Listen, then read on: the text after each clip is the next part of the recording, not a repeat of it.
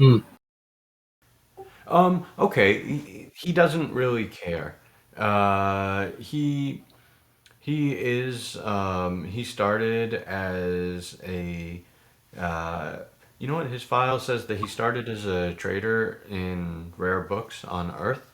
However, he his shop itself was uh, one of the regular stops at a number of admirals, and one thing led to another. And while he's incredibly talented and bright, it also is pretty clear that this is a nepotism post. Okay. All right, that makes sense. Um, yes, as Well, I happen to know that, well, unless he threw it away, uh, the commander on the station has a 1200-year-old uh, copy of Valorian sonnets. I gave it to him for his birthday one year. as um, as Corso, as this information washes over him, his grin actually widens considerably as he says, "You know, I've never had the pleasure of touching any Aurorian manuscript. That in and of itself would be a pleasure." "Well, I can't wait," he says as he locks down his terminal uh, and sends a couple messages to the Vanderveer and Kiana to meet up at the docking wing. Do I even know what an Elorian is? That's a fair question. First, I've heard of it, I think. Fair I'd enough. say that's up to you. Probably Yeah, not then. No, I mean it's up to you if you. I mean, I guess it depends on if you know of Guinan and the Soren incident and all of that. I If can you imagine I don't, would then not. So, yeah. I mean, I might even know that. Like, is it listed on your sheet? Because I almost certainly would have read your jacket, but I don't know what that yes, word means. yes, Okay, so I know you are an Elorian, but I have no idea what that means. pretty much, yeah. Okay, just establishing that. And you did ride in a shuttle that was older than dirt, and it said it was still, yeah, and mentioned her age as well. So there's Yeah. that. Is your real age listed on your sheet too? Because that probably would be significant. It's roughly 250 years. Yeah. Uh, So yes, I she, am aware of your yes.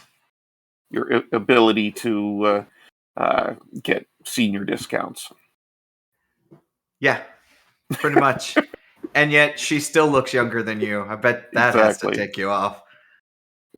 Well, no, I think it's probably fascinating. But anyway, yeah. As we move forward. Yep, all to the station. Second officer, everybody. She'll leave Deers in on the con. Mr. Excellent. Goodman, Miss Deers, no joy riding with the ship. It's new. As Goodman actually walks over to take the center seat, um, he says, "Of course, ma'am. I'll simply sit here and monitor the view screen." Very well. And as he sits down and starts to uh, reach for something behind the captain's seat, he pulls out what appears to be a pad as he just puts it gently in his lap and crosses his legs.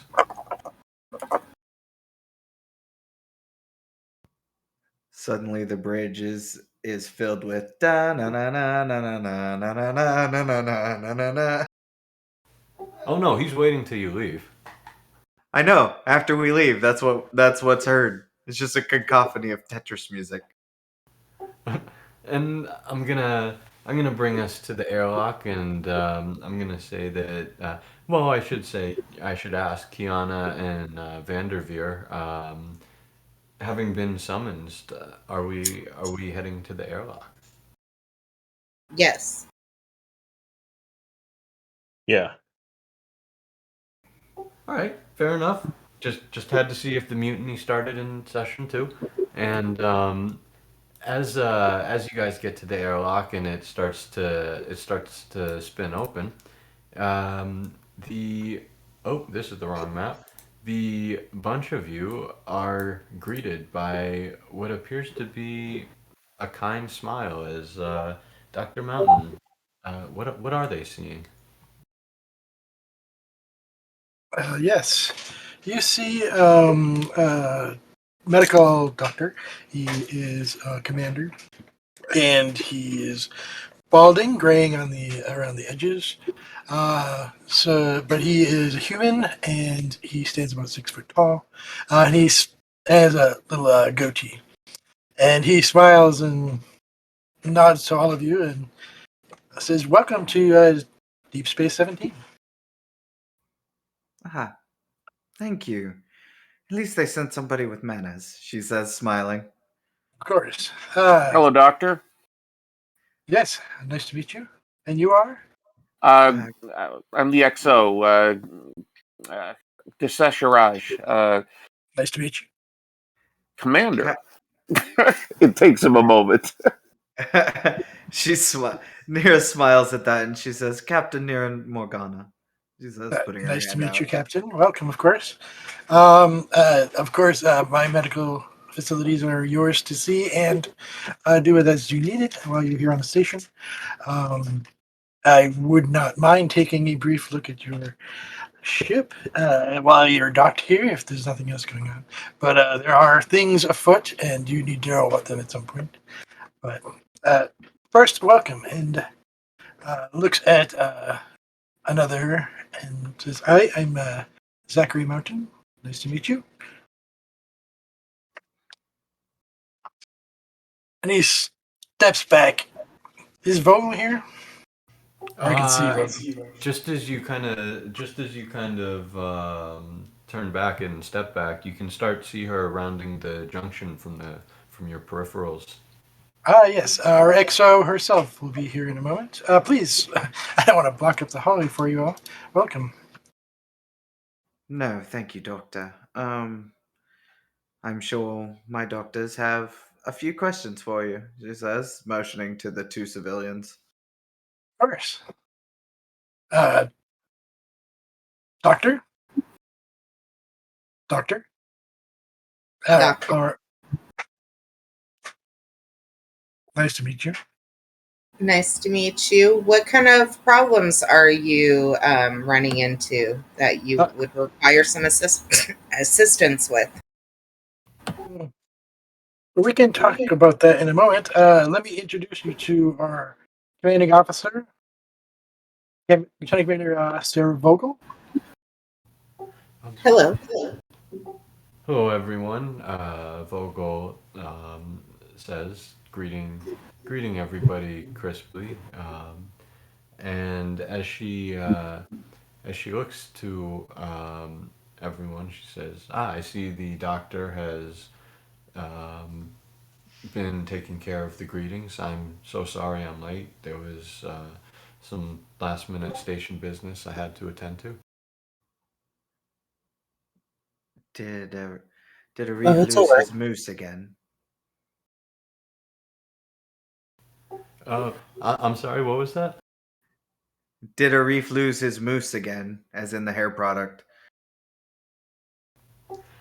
Um, hmm. Possibly. Yeah, you should check out his rug, though. It's actually not bad. At least in my opinion. That gets a raised eyebrow from the apparent datazoid in the hallway.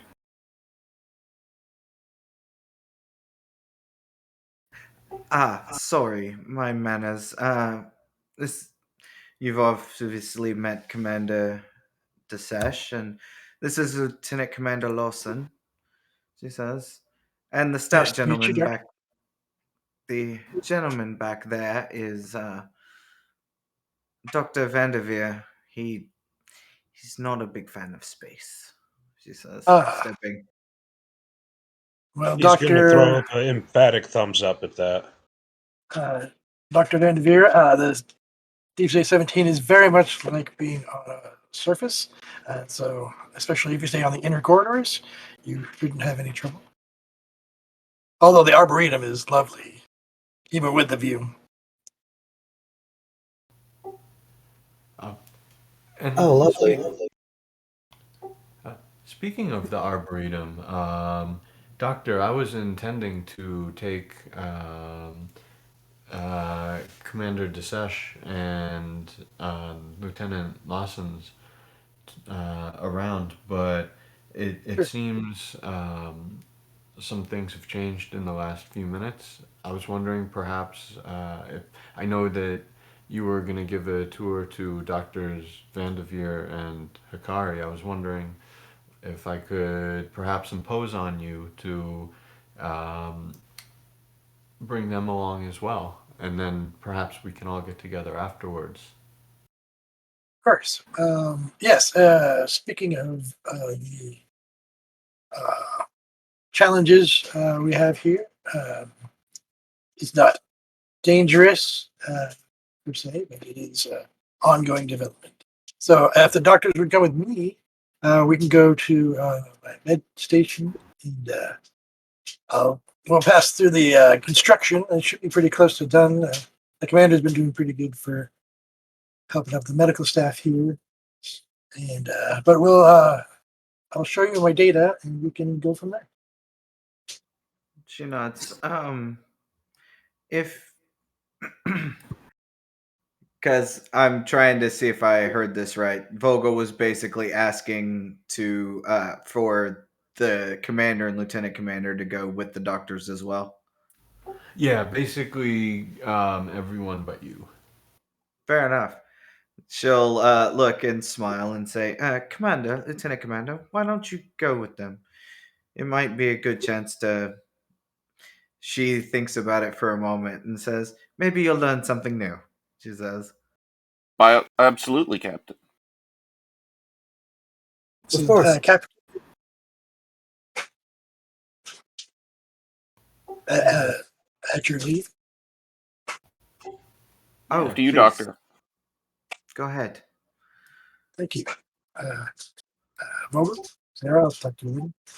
And this way, if you will. And he heads toward the turbo lift.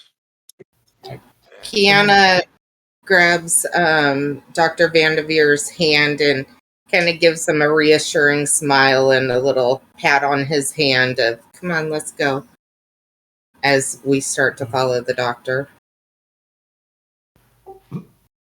And after the other three walk over to the turbo lift, Joe will actually hang back just a minute.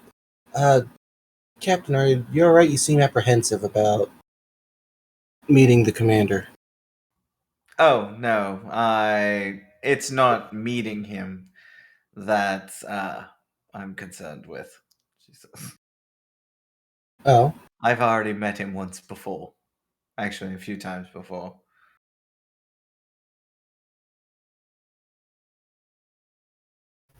And, We're from the same planet, she says. She smiles. And I happen hardly to be think that would be an friends once issue a time.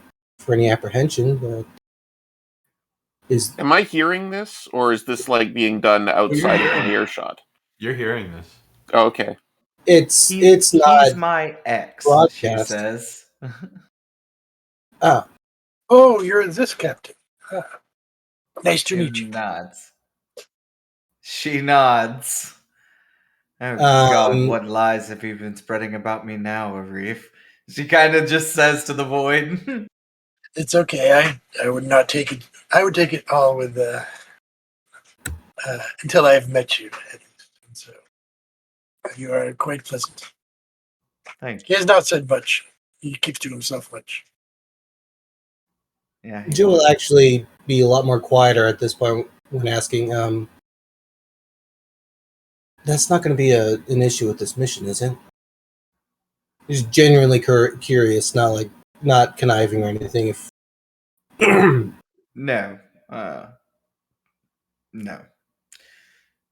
I'm old enough to separate this stuff, she says. she nods and joins with the others. Very well. Disesh, kind of. I'm imagining the doctor's kind of talking in the front, and we're sort of like following a little bit behind. Yeah, well, it's a And walk and talk.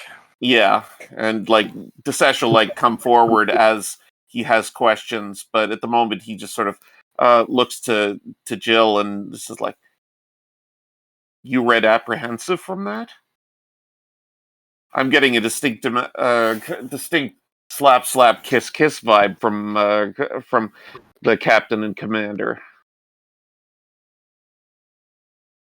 Relationships can be complicated, and it's better to Yeah, know ahead of time if there's any potential issues that we'd have to be aware of. But it she's makes okay. sense, and it's good to ask. But Jill nods. And as I could we're be gonna misreading it. and we're gonna stay with the doctor and the group, but just quickly before they do, as they're walking off, Vogel actually looks to you, Captain Morgana, and says, "And excuse me, Captain, if I may, I'm sorry. Perhaps you could grab a tour after a meeting, but I believe the commander has requested that you see him as soon as you board the station." She rolls her eyes and says, "All right, fine." Um, and as the two of you walk off in an opposite direction, we'll stay with Mountain and the rest of the crew of the Nightingale as he successfully leads you all to the turbo lift and starts to show you the various sites and activities of the station. Yeah, we'll start a tour, but we'll walk and talk. I'm going to send my data regarding refugees and have them get a better understanding of what we're dealing with. And so, uh, does anyone have anything to do with? I think it's infectious diseases. Yes, I do. Great. So you probably understand this. It's something from a refugee planet that's had a plague of planetary destruction based on another species who reciprocated against them using nuclear weapons and killed a continent. So, be that as that may, we when I was on my previous ship, the Tenchi, we helped them as best as we could. But there are refugees coming from there continuously, and we've redirected them to the planet below for now. And it would be great to help glean some information from you, perhaps to uh, better get a handle on it. I have been able to create a restorative. It is a genetic modification to the alveoli, and so it would be a. Sorry, all this medical jargon I'm just throwing at you guys. Some of the doctors, you doctors know what I mean, but I apologize. This is Nurse Frola. If you need anything, oh, she's not here, but I'll send for her. But if you want more information, I'll be glad to chat with you about that. But let's not go too far into this conundrum when we first met. But any thoughts, given what I've found so far? Hi, nurse. Thank you. Here, have a seat. As I thank God that me and Prax ended up using the same token for different characters. I know, right? And as the nurse comes in and greets you, Doctor, great to see you this morning. Oh, there seems to be a number of people in the room I don't know. Are we Yes, having a consultation? this is yes about the situation. I keep forgetting their species name. Sorry, The uh, oh boy. GM. Um, Uh, I think it was oh god, a near a nearing a near. Anerthians. Anerthians. Yep, that's it. Yes, so the Anerthians. They have. I'm catching these doctors up. This is the command crew of the USS Nightingale, which I believe I told you about. So they're docked here just recently, but I'm trying to pick their brains while I have a few moments with them. Oh, well, it's a pleasure to meet you all. The doctor, well, quite frankly, the little he's told me, it's all sounded good. It's a pleasure to meet you. Very quickly correcting herself. Lieutenant Commander Lawson. Noticing your red uniform, she says, I, "Oh, um, okay. Should I? Were you a doctor?" And the commander and I are along for the tour. Oh, yes, I If there's anything I apologize. can't help with, I will. Dr. Vanderveer here, and Yes, Dr. Vanderveer and Dr. Hakuri. her, And yes, she'll sorry. gesture to the two civilians. Uh, Nodding and nodding pleasantly to Sesh. She Hmm. says, "Okay. Well, in which case, I'll try to keep as little medical jargon as possible as I explain this. But well, quite No, frank, you don't. Feel free to explain as you need. You have doctors in the room. Take advantage of it. Yeah, don't dumb it down on our accounts. um, nodding, she says." That's certainly a fair stance. However, the doctors can read along uh, with the medical terms, and quite frankly, I found that great ideas can be born from all places. So, So, Dr. Martin will take a controller, a pad, and a heads-up display on his desk, a 3D model of the genetic makeup and the situation happening in the Anerthians' lungs when they're first found, and then I will put side by side the three human subjects, the Andorian and the was it a Bonian? Yeah, and show them the similarities and differences. This is where we're at, and these last So, hey, five are Federation. so this is engineered. This is a bioweapon? I don't know the answer. That's my question. The digital display is like an imaging system that he created a model, and so it looks all Star Trekky with, holographic sort of looking things. But you can see clearly that something's happening, and but there's some areas that he doesn't have enough information about, or that kind of stuff. So and and also kind of matching the doctor's motions slightly, almost unconsciously. The nurse shakes her head as she says, "It certainly could be, Commander. However, there are some arrows pointing to it being natural. On the one hand, it's affecting vastly different species, which it could certainly be engineered, but on the other, it's affecting vastly different governments. So, it's I believe How? it's a circumstantial in many effects because of the Is it? gravitational situations there- out there. Is there any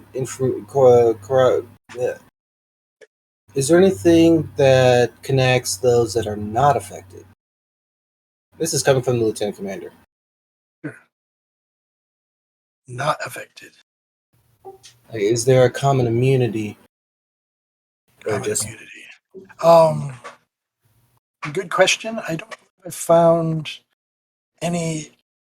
There was basically a way to screen for the situation and treat it, and we've been doing that as much as we can. But there's billions of people in jeopardy right now, so we don't even know how many can get off the planet before it's just destroyed. But How That's aware are the Anathians of other races? Have they had, like, is this a not Federation many. world? No. Well, we met them recently, but they are not Federation, but we are allowing them refuge, and we've had interactions with them. I don't know how any other governments that they've spoken to. You'd have to talk to Commander Arif or Lieutenant Commander Vogel. But this has been spreading from a refugee population, then? Anarthians themselves started that, and then the ship that was in the proximity of their at least their system have also contracted this genetic mutation. So that's What why I'm asking kind of questions. mutation are you experiencing, Doctor? Like I said, in the lungs of each patient, I believe it starts on the alveoli, and then the body has an autoimmune effect on itself and starts killing themselves from the inside, causing sorry for the graphic detail, but blood in the lungs, leaking of fluids, and eventually suffocation and death. But I Now, thankfully was this able to. attack How of is the this tissue of the further lung. different than standard radiation poisoning? I know that sounds strange. That's why I'm asking you questions, and if you have any thoughts that might lead to the cause of this, the Do you know the symptoms, and the I want to say cure, but at least the remedy is known, and I've been able to synthesize that based on they had a whole population on one ship that had contracted this illness type thing, and I went So over you're there. not currently infected? Me personally, no.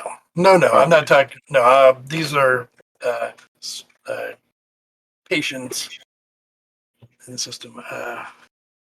Anyway, yeah. So I'm not in personal danger, thankfully. No, but I was able to find a remedy so that those who were deeply damaged from the inside were able to recover. So if you have a treatment for this already, are you looking to, like, improve upon that or find out how it started? Like, are we? Yeah, the root cause would be ideal, so then we could alleviate the situation. The only reason I'm drawing more concern is that it has populated four known species, and And any number of unknown species. and from all reports from the USS Monitor, the nurse says breaking in, it Sure. would appear that the treatment is breaking down.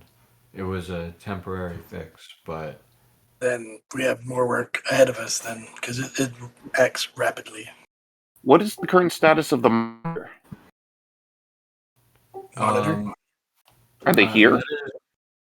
that is currently unknown. They appear to have been. We've just received a distress call from them a few days ago, which was cut off, and we've sent ships to investigate. And then, as she looks down a little bit, having to drop her head due to height, she says to Vanderveers, and I'm sorry, I could have sworn I heard you speak up, but I just couldn't Yeah, catch. yeah. Back it up a little bit. You're talking about hemorrhaging in the lungs, right? The damage to the tissue causing bleeding. In a way, yes, but it's causes an autoimmune response. So it's Yeah, more the body attacking itself. Yeah. That's interesting. Usually, if something affects pulmonary alveoli, what they do is they cause a buildup of excess fluid that interferes with things like oxygen exchange, which is what Right. occurs in those sacs. Yeah, Here we're looking at something that might be generating some kind of a byproduct or changing its protein binders and causing the body to react to it as if it was something foreign. exactly. And so it was attacking each of the alveoli in itself, and so that became it damaged the tissue, obviously, and the surrounding tissue eventually succumbed to this too. So Now, if it's concentrated in the alveoli, we can also assume that it's some sort of an oxygen-fed reaction. or at least airborne. Have you tested any plants that have been exposed to this? I don't know if I have found any subjects of plant material. We also can't rule it out being parasitic, waterborne, or Certainly. insect-borne. Understood.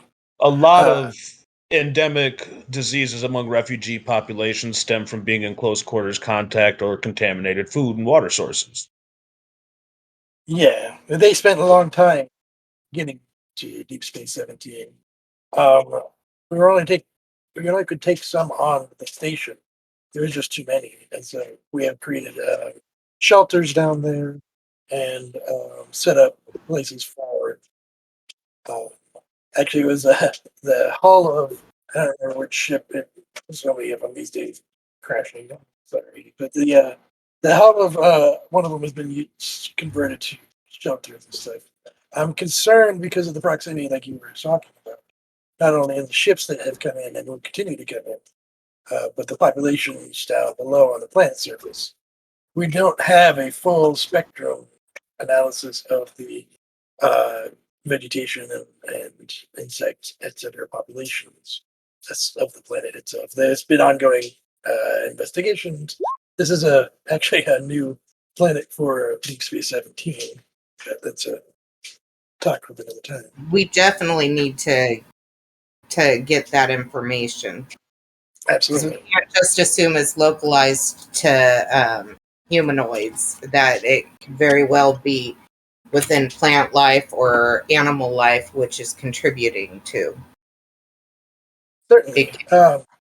Let's perhaps compile a list and we can go up to ops and we can get that data. I can make a station up there that we can use for our processes. It may be Would that worthwhile be to, sufficient? or to send a copy of everything to the Nightingale, Certainly. considering we're dedicated to. I've given you all I have on your pads. So. Doctor, can I just clarify something? I mean, all the doctors are talking doctor things, but am I to understand that there is a Federation starship that is out of communication right now, on which there is believed to be an active pandemic? Possibly, yes.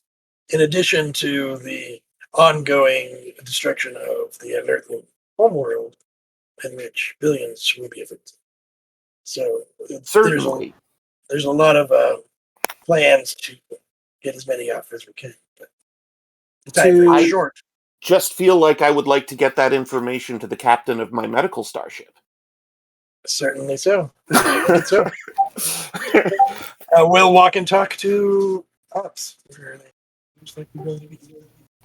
Okay.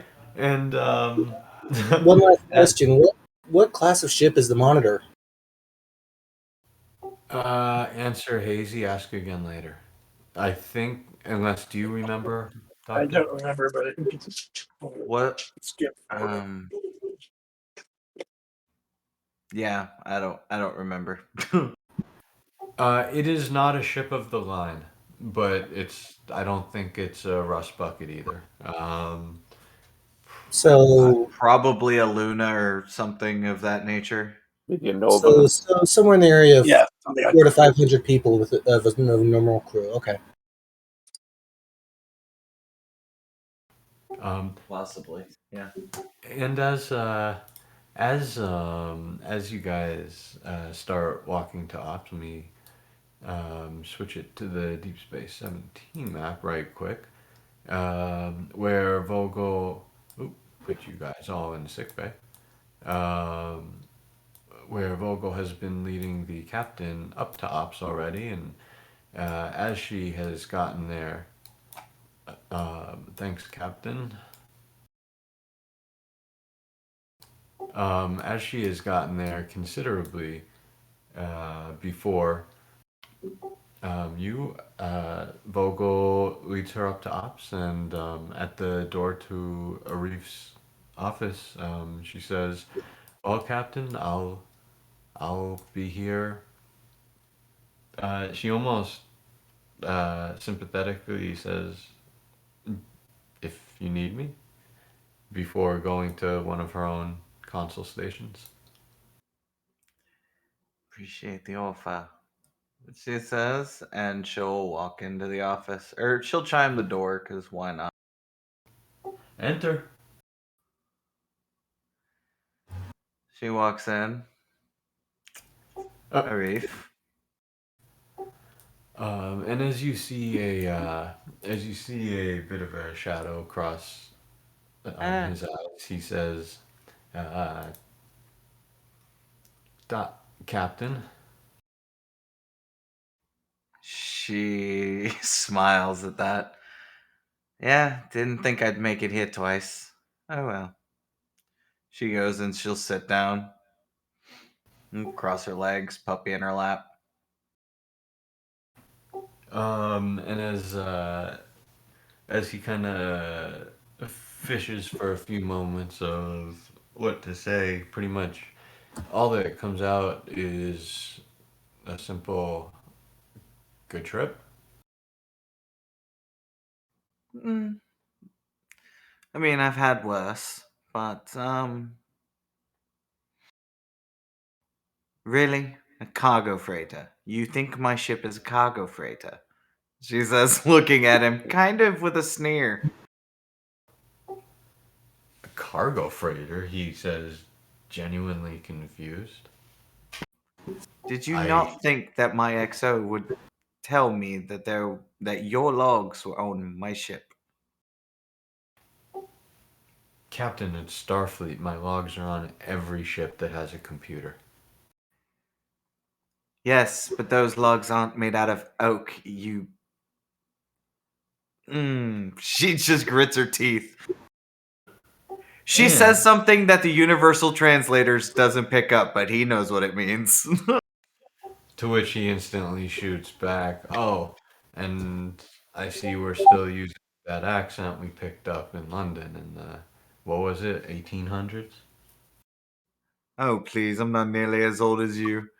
She says, no, and it seems like you're still using one name. Like, what was that Earth singer?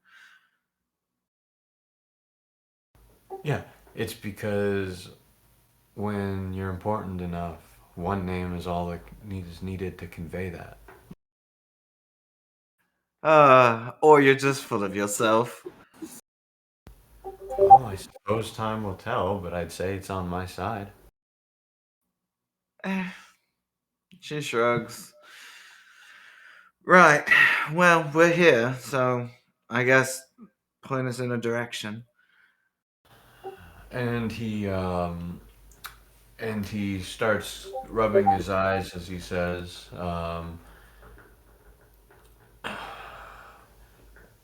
actually, as he kind of quickly quips back, like, "Yeah, like you'd even follow it." But then he sighs and starts rubbing his eyes as he says, um, "Just simply, things are bad right down there, and quite frankly, I'm not even sure which direction to send you." Oh, so it's one of those be everywhere at once situations. That's kind of fun. Um, and he says, "I've certainly been feeling that pull lately, but That being said, we're gonna need to figure out a way to work together, or, well, you're gonna have to resign. Again. Hey. She raises an eyebrow. Well, that's not gonna happen.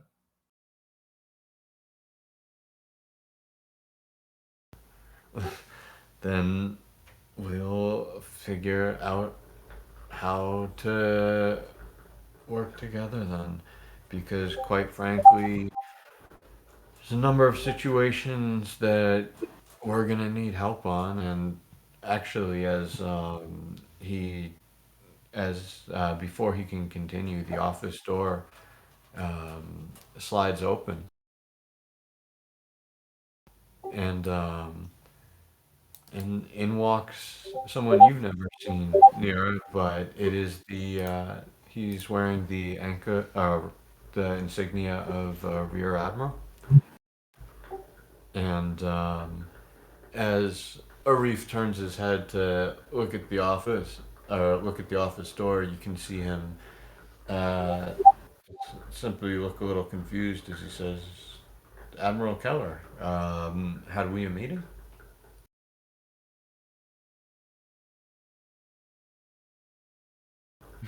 To, to which the Admiral shakes his head as um, he looks at you for a moment and says, "Captain Morgana, I presume?"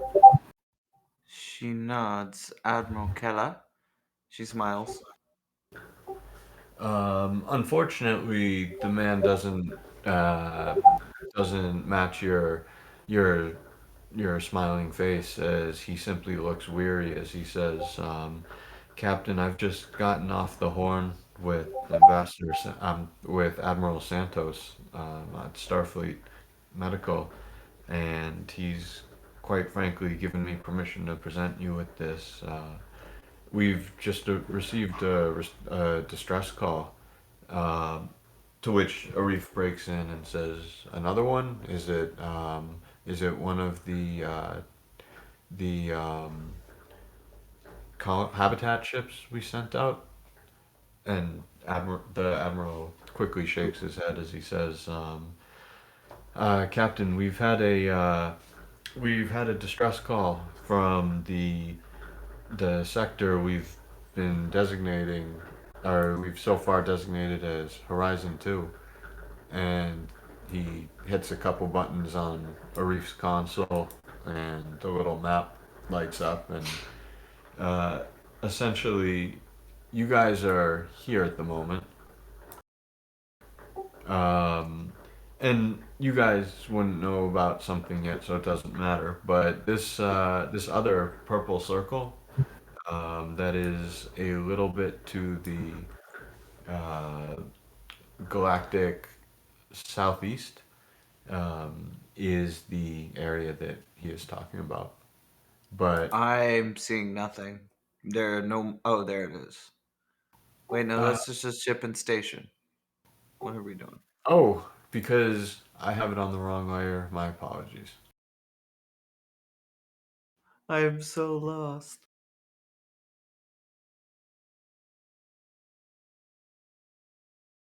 All right, I'm just gonna put the ship there because it's easier. Oh, fair. Oh, God. A Galactic little. barrier, here we come.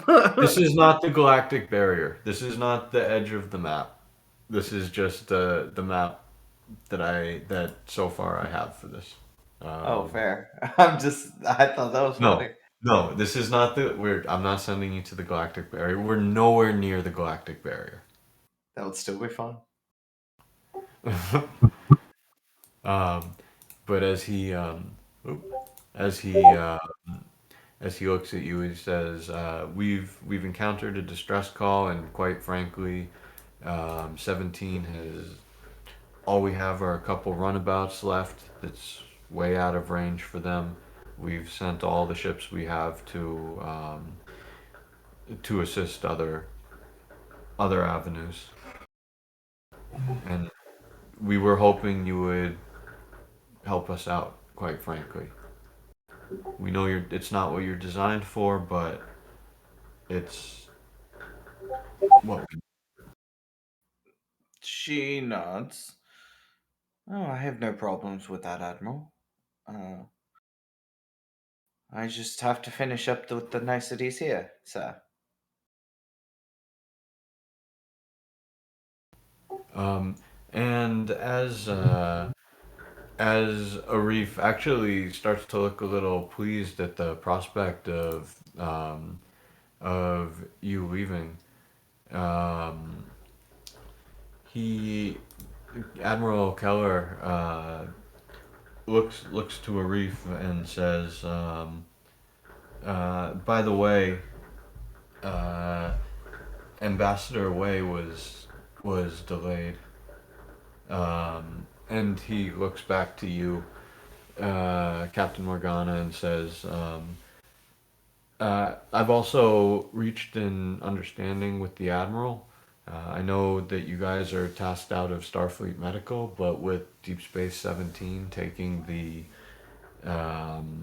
primary role in this area of unexplored space, um, we were going to send with you just a representative, not in quickly kind of correcting himself. He says, "Don't worry, Captain. I know that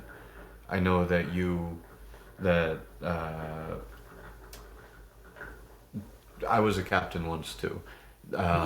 Whoever we do send, they're not going to have a say in how you run your ship and the decisions you make, but simply a representative for the station, so that should you have any need or questions, they could assist." And who did you have in mind, Admiral?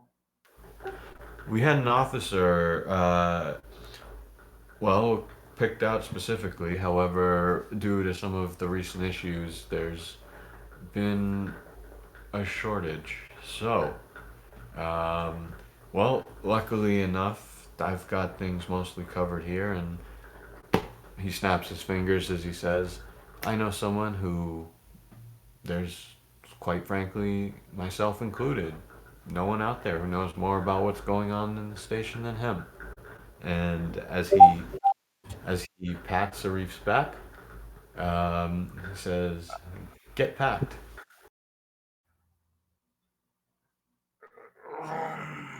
Um,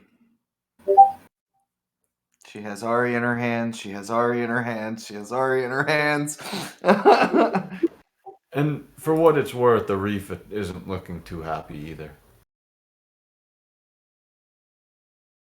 Surely there's somebody else, Admiral. Surely. I agree with everything that's happening with the monitor and everything that's going on with the evacuation, especially with the Vorkal and the Klingons. This is not the time for me to be taking off of the station, Admiral. Uh, to which, to both of you, Keller simply gives you a bit of an embarrassed smile as he says, "Well, Captain, Commander, orders are orders," and turns to start walking out.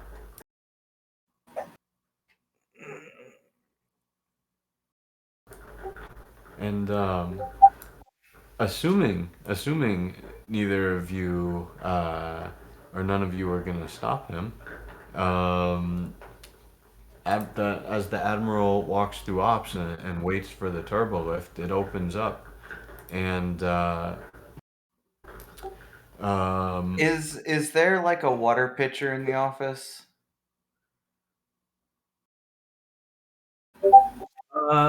there's a yeah, you know what? There's a plant with or there's a house plant in the corner of the office, and there's a water a watering can right next to it. Why not? And No, she's gonna pick up the vase and throw it. at the admiral. No, at the after the Admiral leaves when it's just her and Arif. She's just gonna throw it. Okay. So why don't you give me a fitness security difficulty 1? or difficulty 0. Sorry. And while you're doing that, as the admiral's lift door opens, 0. wow. As the She admiral spills it on the floor now.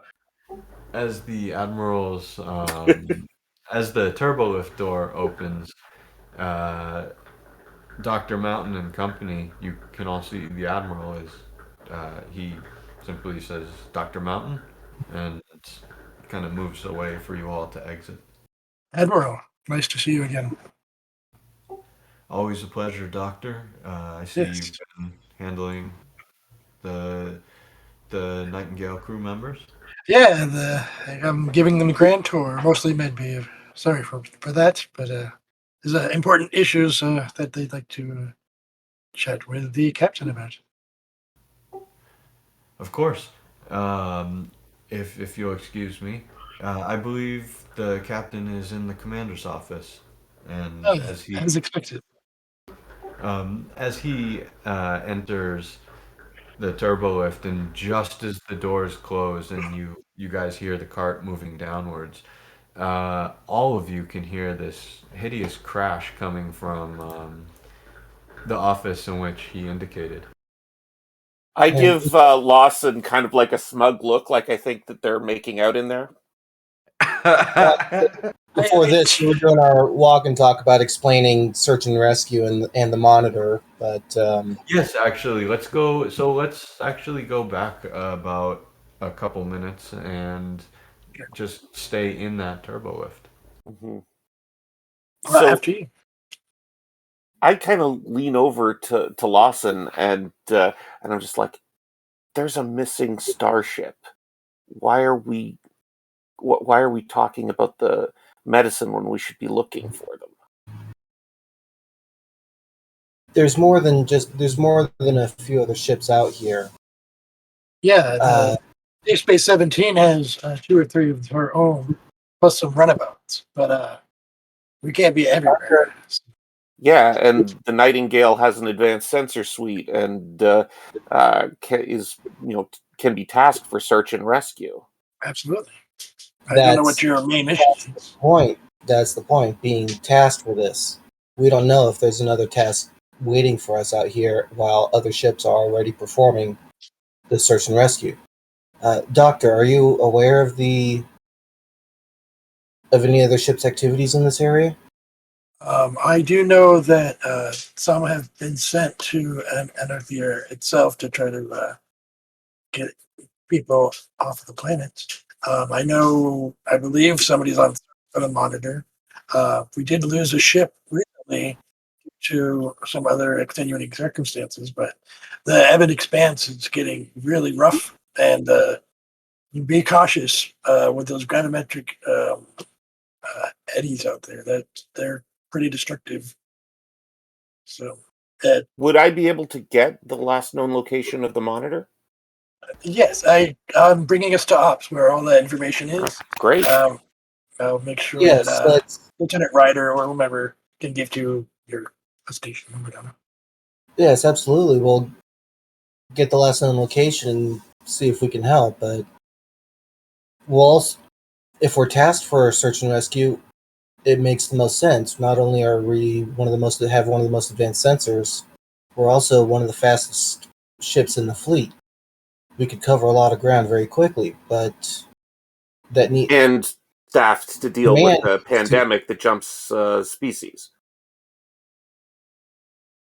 Looks to the doctor. Certainly, yes, I would agree with that. The Admiral Keller commands the area ships, so whatever he needs done with the Nightingale and whomever is up to him. But the captain, I'm sure, will have enough information, and I know Commander Arif has knowledge of all the situations going on in the area, since he generally runs the station. Vogel runs pretty much everything around here, so if you need anything done, talk to her. But anyways, keep going if you have something. go ahead. So at the mention of an admiral, the The Betazoid has a very annoyed eye roll expression. Yes, and I suppose that's where our orders would be coming from. If we jump ahead without orders, then taking on things by ourselves would not do well with the command staff. I think it's a noble of you to want to do that, and if I could get out there myself, I would do whatever I can. But there's so much happening everywhere that whatever your duty leads you, take it and run with it and do your best. Um, but I agree, and that's why we're going to the commander and the captain right now, and possibly the admiral. Is that fair to answer your question? Yeah, Commander Desesh seems okay with that, but he seems like But still, he's kind of like a bit with a dog with a bone here. Yeah. He's concerned about the monitor. Absolutely. There There will could be, be Joel put a hand on his shoulder and just squeeze a little bit. It's going to be like this more times than I'd like to actually say. Wanting to do something, but orders contradict that. I've gone through what happens when this goes wrong. Don't make the same mistake. I've got some stories to tell you, Lieutenant Commander. She nods. Maybe another time.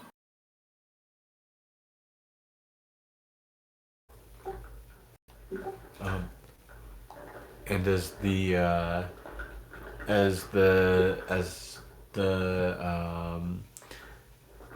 turbolift whisks up and we whisk back to the present, I'm gonna say that the doctor will hit the erase doorbell chime before everybody rushes in. Of course, because they're making out in there. Wait, Desesh's look of the vase breaking. Desesh might think one thing. Jill is listening for a second and not having the same look of amusement. yeah. There's a woman shouting. She's shouting, like, of all the harebrained admiral schemes, what? God, have admirals gotten stupider? When I was admiral, I would have never let you talk to anyone. She says. Chime time.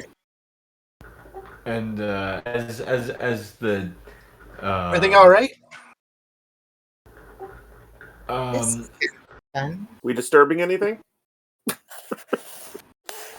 As Arif looks up to not only and Doctor, I'm gonna say, as the door slides open, you can see that Arif is looking quite despondent, but also kind of furrowing his brow as he looks down at his rug, and you can see that all throughout the rug is what looks like um, the bits of moist and dry soil and a couple. You can see shards of glass embedded in some of it too, as the vase is in quite destructive appearances. And as he looks up to you and he says, "Doctor, yeah, you just caught us at an interesting time." I thought Admiral Keller had a smile that he was trying to hide. What happened this time? I think Utterly screwing the pooch, she says. No offense, Ari, she says to her puppy. Language. And glancing at you sharply as you say the dog's name for the first time, he looks like he wants to say something, but bites it back as he looks to the other four people and says, "And Commander, Captain, we need to speak with you about at least the USS Monitor, and if we can get an update on that. Doctors have I have a question for you, Captain, and a concern. Please, everyone. This is Commander Arif. Arif, this is Doctors Hakori, Vanderveer, Lieutenant Commander Jill Lawson, my second officer, and my XO, Commander Desesh. The four, well, all of you can see that while Arif is a little despondent at the moment, he's searching within himself for a well of politeness as he looks to the four of you and says, "Well met, everyone. I'm sure that, well, apparently we'll have at least a little bit of time to get to know each other." Yeah. Yes. It seems that we are borrowing your commander, Doctor. Oh, really? Interesting. Thank you for letting me know. So yes, so he can definitely talk to you about the situation with the monitor and anything else that happens to do with the Unearthians. So yeah, so it sounds like you're going on a journey. Good luck. Is it about the USS Monitor? Thank you, Doctor. No. She says. Why About not? She says, because the Admiralty here received, well, DS-17 received a distress call from another sector of space, and we're going to deal with that, she says. She is kind of short, but it doesn't seem to be with whoever asked the question. It's just, she seems annoyed. Correct. Very, very annoyed. Can I ask a question? Of course, The commander, how many pips does he have in his collar? 3. So I'm not like just my character's an expert in Starfleet protocol, but why does he think that he can tell my captain what to have for lunch? So it's from your character's perspective. I guess he can't really, in the overall sense. However, he is the commander of Deep Space 17. So while you guys are on Deep Space 17, it doesn't really matter too much that she's a captain. So, for example, It's if like the Cisco security guard, kicking Picard off of DS9. Did that yeah, happen? I don't think so. it didn't, but he could. If the security guards were to show up, and it was one of those Mexican standoffs, they're gonna side. Yeah, but with her. obviously what I'm talking about is going after the monitor, right? Like, he can't tell us not to do The that. Admiral did. The Admiral, she said it was an Admiral's order.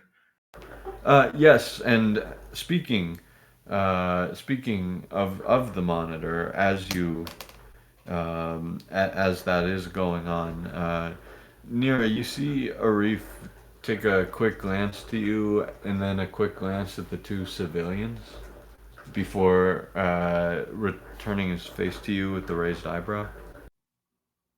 Oh, they have clearance. They were handpicked by Santos. Nodding, he looks to the group and he says, "Why doesn't everyone come in, Doctor? If you could close the door and then First, hit the privacy screen. We should all discuss this." yeah, make sure everybody's seated before I make sure the door's closed, and then touch the sensor and have it switch over. And as he kind of gives a deep sigh, he looks to you, Desesh, and he says, "Well, Commander, it would appear that while the monitor, yes, is in distress, well, at the moment, it seems that there was a region of space that we've coined the heaven expanse. It's massive roiling energy fields and it evades sensor scans as we try to pierce it. And well, quite frankly, a couple days ago, it rapidly grew, approximately 5 light years. Um, and well, quite frankly, the monitor and the planet we were evacuating are now caught somewhere inside that dead zone. The one thing that we do know about it is that um, large gravitational eddies permeate the entire region of space, and the fact of the matter is, it's responsible for the destruction of the USS Expedition, a sovereign class vessel. That gets Jill's eyebrows raised in Yeah, that's surprise. Desesh obviously is rather impressed by the destruction of a sovereign class vessel, and is and who is To be currently fair, dealing with that? Currently, we've sent the well, she was coined the Byron, uh, but now she is the Expedition A. She is currently dealing with that. Also a sovereign class? Intrepid. Oh, However, makes sense. at the moment, the fact of the matter is, we're a little hesitant to. Well, I don't have much say in it, but Starfleet is a little hesitant to send a great number of ships before we have a better idea of what we're dealing with. Which is understandable. But someone is going out there to investigate, correct?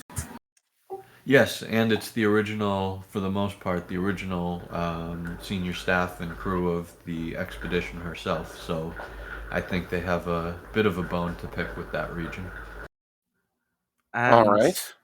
Understood. according to Admiral Keller, we are needed somewhere else at the moment. Yes, what's this situation? I haven't heard about this yet. She'll pull up the map section, and Um, and as she's doing this, Arif is kind of looking at his console and hitting buttons furiously. And Disesh, you recognize that probably certainly as the look of a man who's speed reading. Uh, as he starts muttering, it appears the distress call is approximately a dozen light years. What the? And he looks up a little confused as he says, "It's emanating from a Hirogen ship." Roach. Mhm. Well, even the Hirogen need help sometimes. Yes, but last thing we knew about the erosion is they were on the other side of the galaxy. Well, apparently we're in a section of space where space doesn't work right.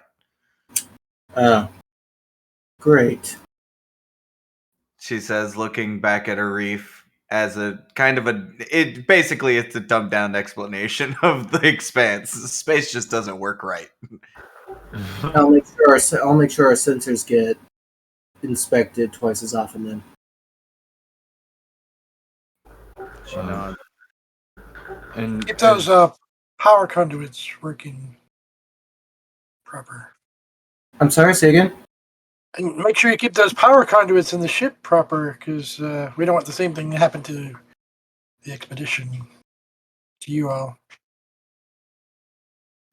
Jill's Quite. gonna look over at the doctor. Say, would you care? Can you care to elaborate? Well, the commander has much more information than I do, but What there exactly was she does? Sorry, she does. extenuating circumstances, I guess. Yeah, she does actually cut off Mountain and looks at Arif and says, "What exactly did happen to the expedition?" From what we can determine, a gravitational eddy Sorry. caught the ship, and in trying to escape, she suffered a warp core breach. Right. How many crewmen were lost? Approximately 400, he says, with his eyes cast downward. How did And the then senior almost- staff Same as get out? Dr. Mountain.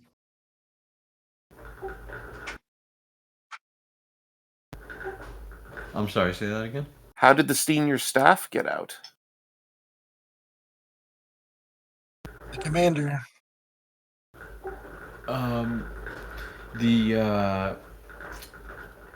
The first officer was pivotal in causing an evacuation of the ship, and should were it not for his actions, well, we probably would have lost the entire crew.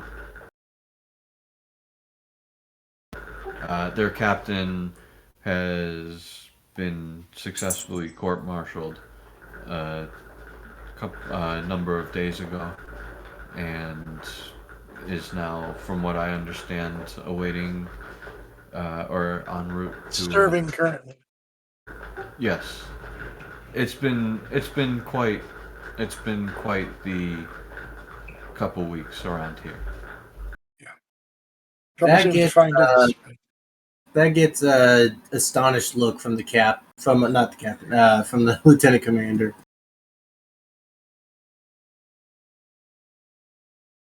Desesh's legal brain is like immediately starting to roll in as he's figuring out how he would defend the captain, but then he gets back to the matter at hand. For the commander's I'm pretty sure the commander's curious about this. Maybe we can get all the information available that was presented at that court martial. I'm sure the transcripts are somewhere. She'll nods. And Desesh Commander, smiles.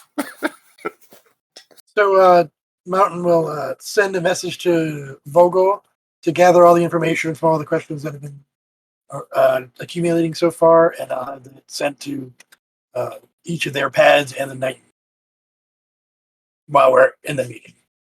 So you'll get a notification. Should I just know what Hirogen are, or is that something I'm going to have to ask?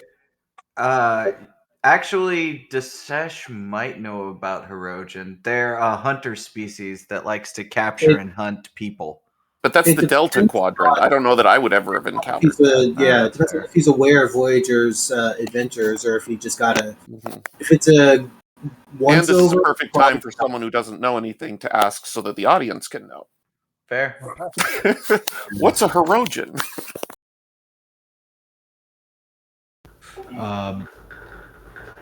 As Arif just kind of raises his eyebrow, he looks to the captain as if to say, "Your crew."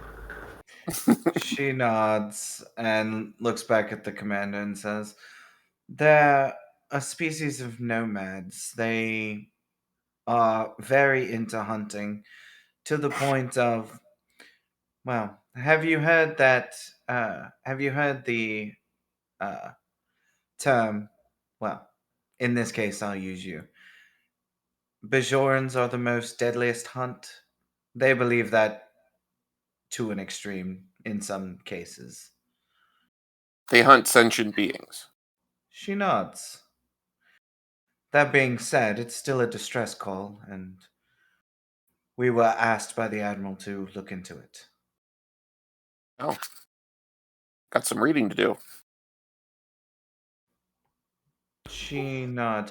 Speaking of reading, Arif, do you still have that book I gave you?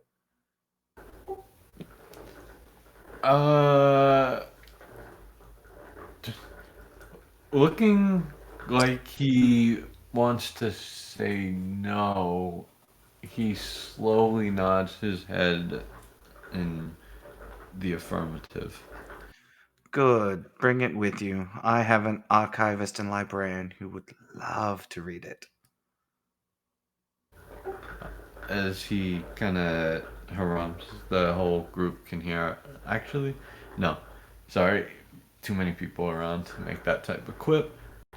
So Arif just kind of shrugs as he looks to you, Doctor, and says, "Doctor, or I need to I need to be specific, Doctor Mountain.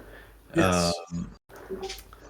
you I'm probably gonna be off station for the next day or two. I just heard. I, If obviously we know Sarah can take care of anything, but if there's anything, um, if there's anything that you need from me before I take off, well, I don't want to tarry your mission. People are in trouble, and I will not stand in the way of that. But Dr. Hakuri, Dr. Vanderveer, if you wouldn't mind taking a look over the data that I sent you, it would be beneficial to have multiple eyes on this. Perhaps we can come up with something one way or another. Correct me if I'm wrong, but did you say you had patients on the station? There's some on the surface now. I don't believe there are any on the station currently. currently we've got um, yes, we have sent Oh, we them do? down to the Yeah. planet. Do and I know this is going to sound morbid, but do you have any of the deceased? Uh, Yes. Good question. I do know there are some. Um, I am not sure what their practices are, but I can make a request to have an autopsy done. She says, Having a cadaver and a sample of somebody testing positive and then another positive that is exhibiting symptoms would be most beneficial for us. I she Yes. agree. nods. That being said, we can deal with the live specimens from the Anethians, but my request was for Starfleet cadavers, if there are any. Unfortunately, I understand, and I will make the request. she nods. That is something, Commander, if you could help me with at another time. Do you need them before you leave? Preferably, she says, so that my doctors can get a full spectrum. She says. Commander? Well, Doctor, I don't think, as you know, we don't have access to any of the Starfleet officers. I'm However, letting you know. the Inerthians, well, quite frankly, they'll probably be willing to part with a few people at least for a couple days. The fact of the matter is, they're as callous as it is to say, they're not in a position to refuse, and I certainly wouldn't if I were them. And we're in the midst of evacuating their world, so they want to see that. Well, I hear you on that, but it's still some No, we won't species force people. them. And, of course, I not. don't imagine them saying no. I wouldn't think you would think that. She nods. Well, if you could have them transported to the Nightingale, we'll have a quarantine off section, she says. Yes. She looks at between the two doctors. Biolab or the hospital, she says. Hospital's best equipped for quarantine and decontamination procedures. The other thing we're going to want to do is be in full suits and probably undergo our own quarantine procedure after we go back to our quarters for what's the incubation period on this thing? Um, I don't have the specifics because the cause has not been known. Okay, I, yeah. have, I Well, don't have a patient who's since we'll get through developed it. it while here. But We'll be fine. I'll give that information when I have it. Awesome. Great. Thank you very much. And we'll keep each other updated. And I will step out and go to ops and get her done. Your cadaver's coming up. I'm just kidding. All right, and this is a decent time to say. So I think for most part, we're kind of out of character. We're kind of all set with the Deep Space 17 part. Doctor, you've definitely been wonderful. If you'd like to stick around, I've got a whole bunch of NPCs on the Nightingale. Yeah, And- I'm going to bio for now, but I will be back and I can jump in if you like. We'll see how it goes. We appreciate it because, like, the opportunity to have some well-known regulars from other series on our pilot, it's just going to bring the ratings up like you wouldn't believe. I know, right? But yeah. And in the But, meantime, I'll be migrating yeah. to the car. I'll be listening. Nice to meet both of you, doctors, and It's all of wonderful. you. Thank you. You have a fine command staff. Thank you very much, she says. She And smiles. cheers. And as the doctor walks out, Arif almost sullenly stands up and reaches into his into his desk before pulling out what appears to be a almost completely opaque protective container, and just transparent enough for everyone to see the spine of a book as he takes one last somber look at his mess of a rug, and he actually holds up a finger, the index finger. Everyone, just give 1 second as he taps his comm badge and says, Arif to Ken Frolins. And as you hear the response, he says, Ken, listen, I've had a bit of trouble in my office. I'm gonna be taking off from the station. Could you please take a look and see what you can do about this rug? And after hearing the affirmative, he simply looks to you all and says, well, I wish I could welcome you all to Deep Space 17 for longer, but apparently it seems I have to kick you all out. And apparently I've been kicked out as well. So, shall we? She nods.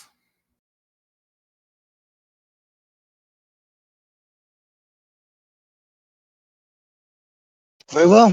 The Nightingale is ready. And, So it seems clear that the commander is coming with us? Yes. yes, though he hasn't explicitly stated it, from all readings that you can do of this room, yes. The uber annoyance of the captain, the downtroddenness Yeah, that starts of to him. make more sense now. I do call ahead to make sure the quarters are prepared for him. Oh, that, as the GM, that makes and the one that helms Arif's character, that makes my heart swell. I appreciate that. Oh no, he absolutely despises Arif, but he's doing it. Oh, wow. If you weren't going to, Jill would. So Wow. Well, that makes my heart swell, unless you're doing it out of spite, too. He's not doing it out of spite, he's doing it as his job. Sorry. Jill's doing it out of professional necessity. All right.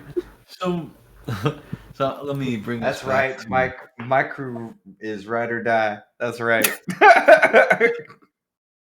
Well, to be fair, it kind of looks, from Desesh's perspective, like we're being jerked around. So he's not in the best of frame of mind regarding Arif right now. It might be That's slightly fair. misunderstood, but No, that is certainly fair. See, if only you got there before Admiral Keller left.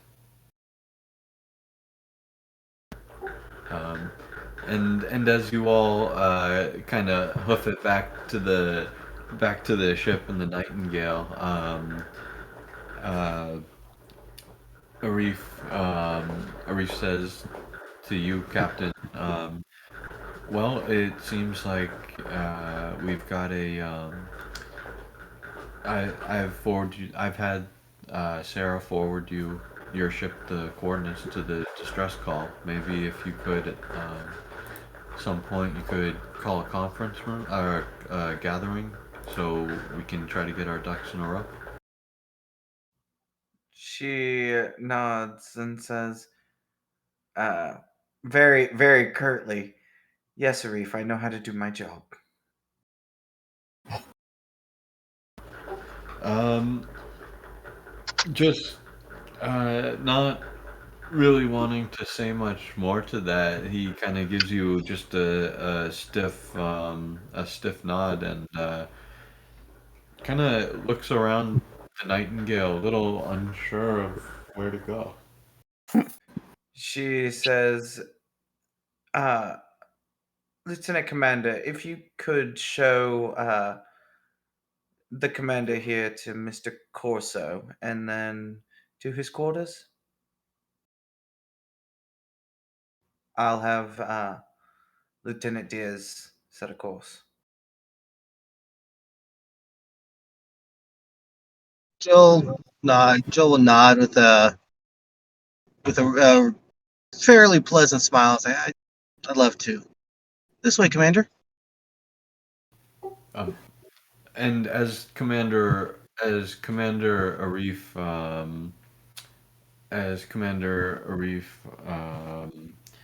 nods, he says, "Oh, I apologize. Just give me one moment." And he gives Vogel a call as he explains to her quickly the situation and the request to grab some of the patients and the the cadavers over to the Nightingale. And as she gives her acceptance, he looks and says, "Well, at least I know it'll happen." She doesn't say yes unless she knows she can get it done. And looking at you, Joey says, "Please, so this seems like this seems like quite the ship, certainly from the outside."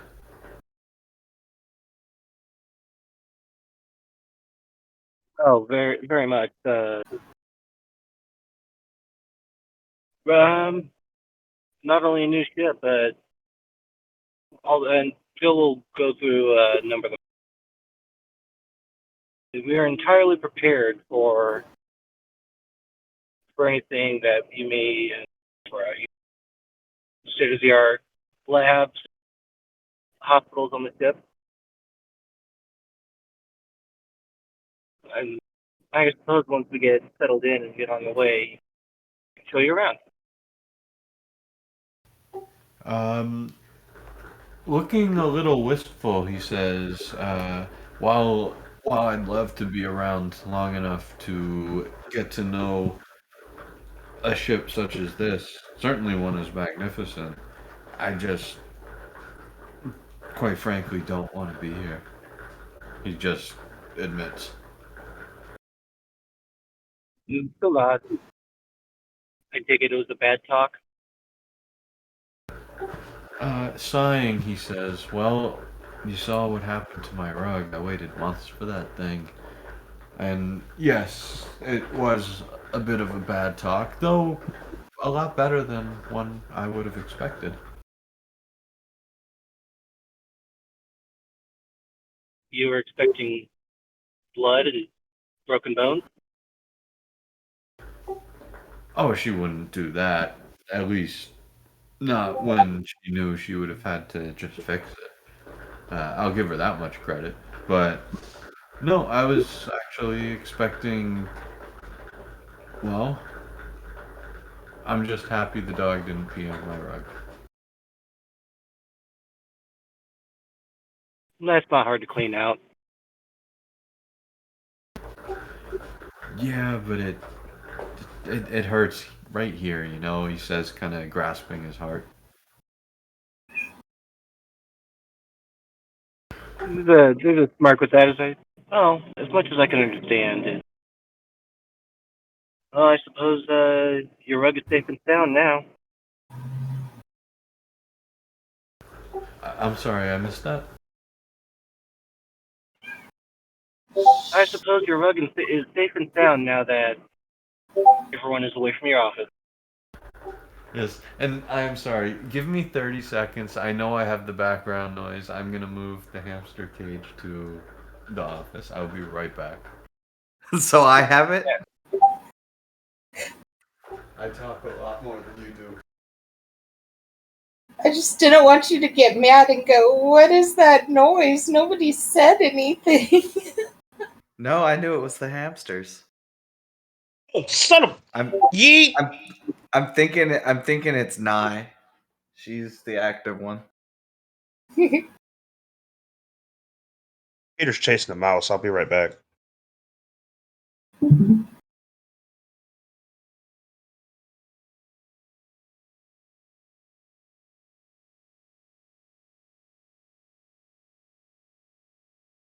So Arif and Lawson left, and the captain and the commander are on the bridge. Yes, she would have told the she would have looked to the doctor and says, "Well, I suppose you should probably head towards the hospitals. Your specimens should be arriving soon." Yes. And then yes, it would be because she'd basically send them to the hospital, and then it Yes. would be you two. Once they have the opportunity, Desesh kind of like his eye line heads towards the ready room, and like he kind of wants to talk, not in front of the entire bridge staff. She'll nod, and she'll pick up her dog and walk into the office. There will be a time when she doesn't have the dog, but you know, this isn't a super stressful time, so Yeah. At some point, I'm going to ask if we can give the dog a comm badge. she's actually thinking about it, and and a rank. I don't know about a rank, but I want to be able to track the dog. Well, she was gonna give him a crewman rank, like crewman Ari. At least that'd give me authority over him. Good luck with that.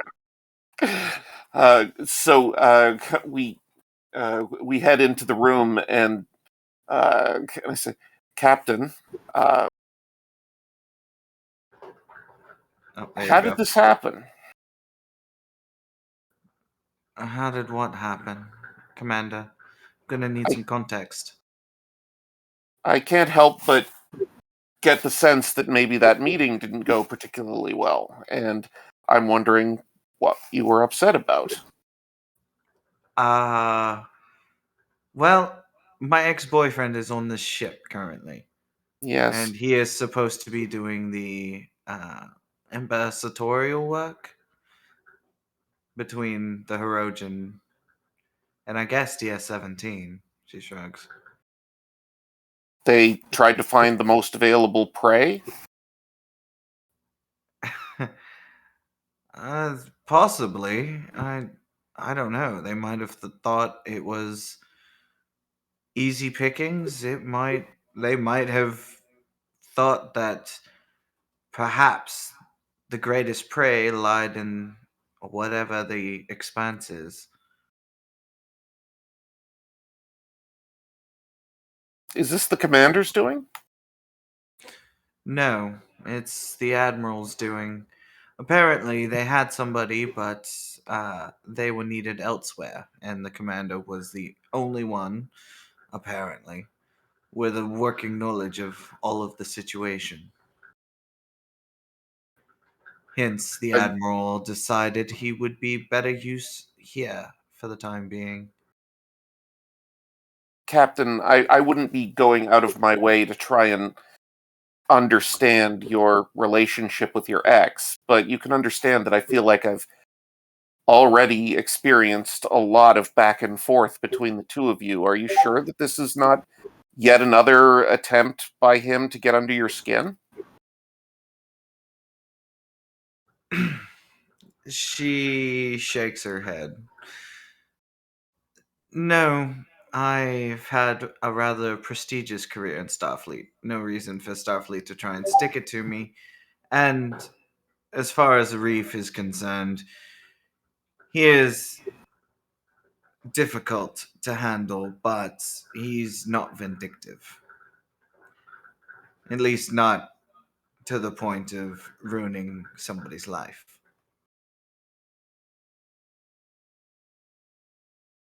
I'll try to look for what you saw in him, Captain.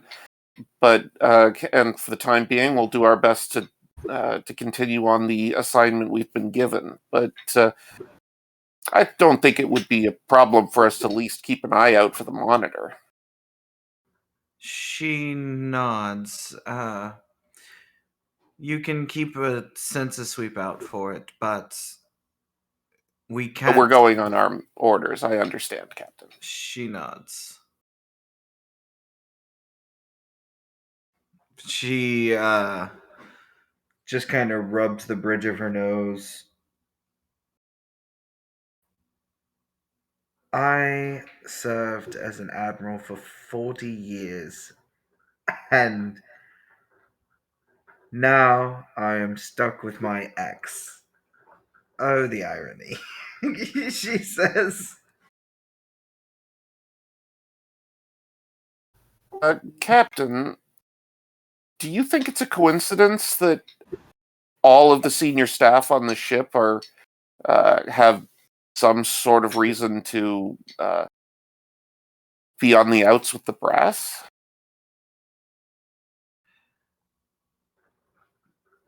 Honestly, I believe it's a cosmic coincidence, seeing as that would also involve the fact that your captain was a former admiral. She says.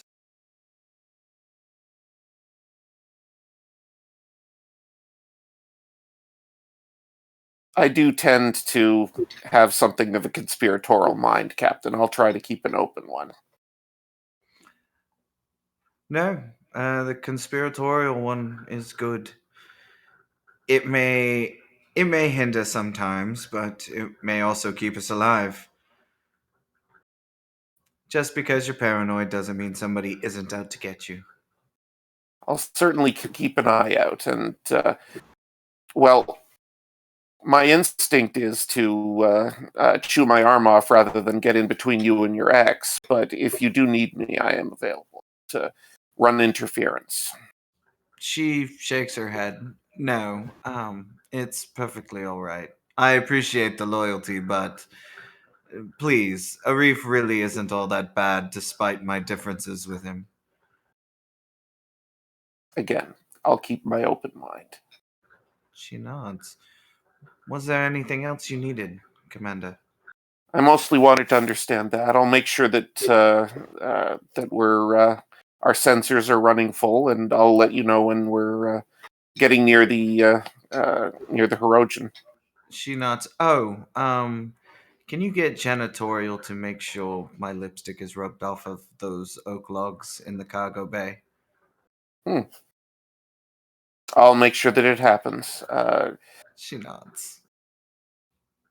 I thought we were giving them to him on the station, but I don't need him flipping out on my ship. Understood. She nods. And as that conversation is going on, down in the and I apologize. Did we ever settle whether or not I'm gonna say a couple minutes go by before Vogel contacts De Beers and Kiana, um, and explains that uh, they have managed to procure a couple cadavers and a live specimen or two, and we're hoping for exact coordinates on where to send them.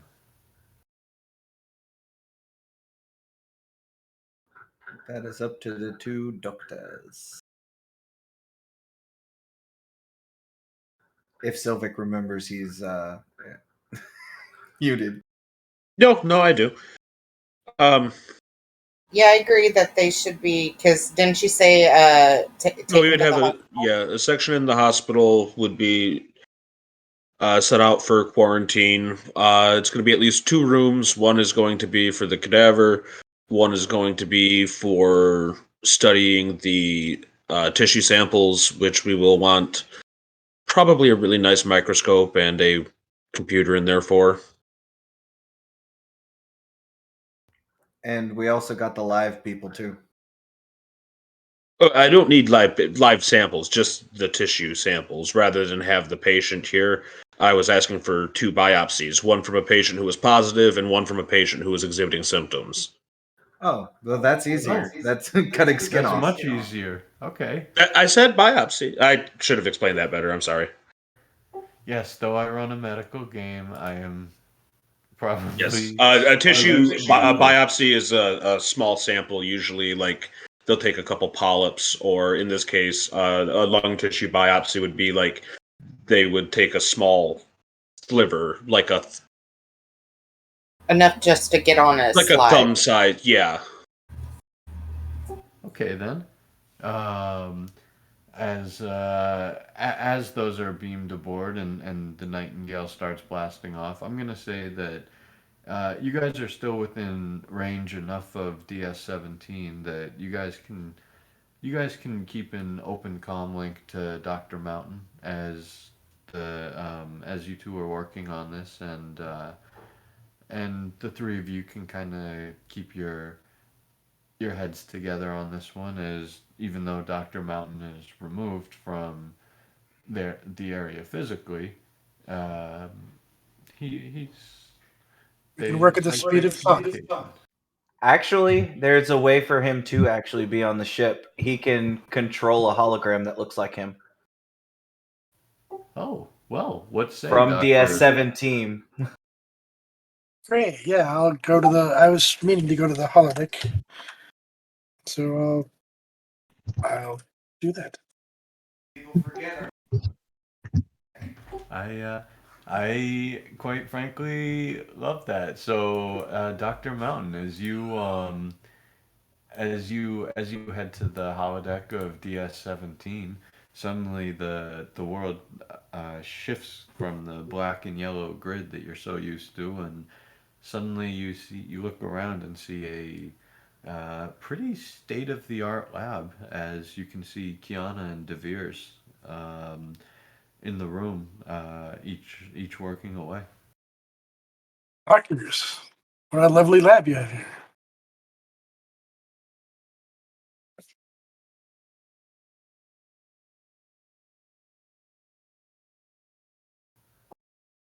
Oh, thanks. I'm still having a hard time thinking of it as my lab. Oh well. So, let's get on this. I have the biopsy uh, specimens for you. Perhaps we can figure out what's the true culprit of this, whatever it is. I can't even call it a genetic mutation because, I mean, it is, but it's not that. It's not the cause of it. Well, It's a there's symptom. plenty of even viruses which are capable of altering a host cell's DNA. Some of them operate that way, and that's maybe how it's so adept at jumping across species. These are semi random mutations which affect what causes it to bind to a cell, if it is that method of transmission. Though, even if we can't figure out an exact method of transmission, we might be able to figure out what it is exactly that's being altered that causes the autoimmune response, which might give us a better direction to look towards. Certainly.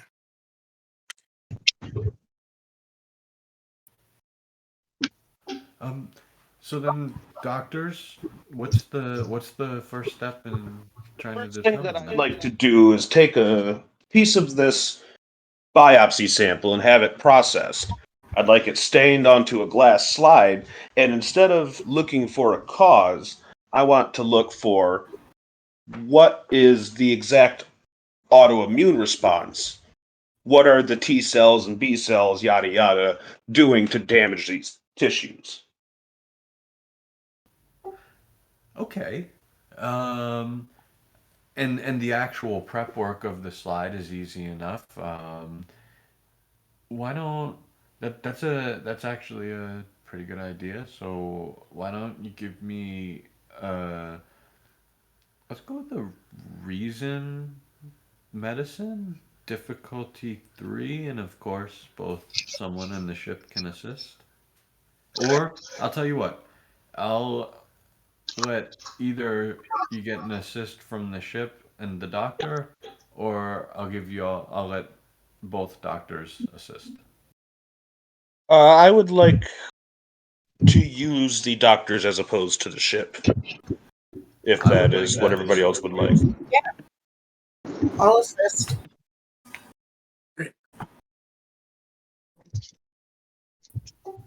Excellent.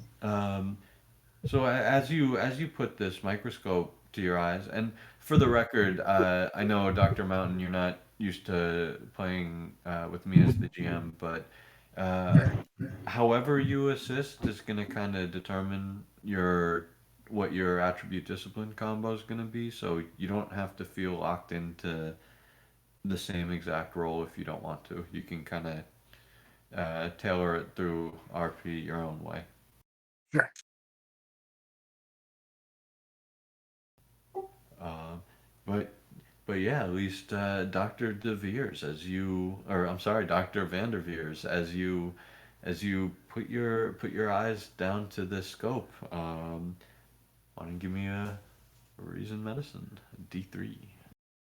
I would also like to take a third dice for a momentum. Done and done. Oh, jeez. Cautious medicine, I'm going to re-roll that complication. Thank you. Okay, and let's see if we can even get some momentum as we've got two doctors here to help out. No, I have a focus in genetics, and maybe use my insight medicine to demonstrate the paths I've already taken and things that we already know, so that we get the most out of what they're learning. Well, it's a definite yes on the focus, and I'll take that logic for the assist.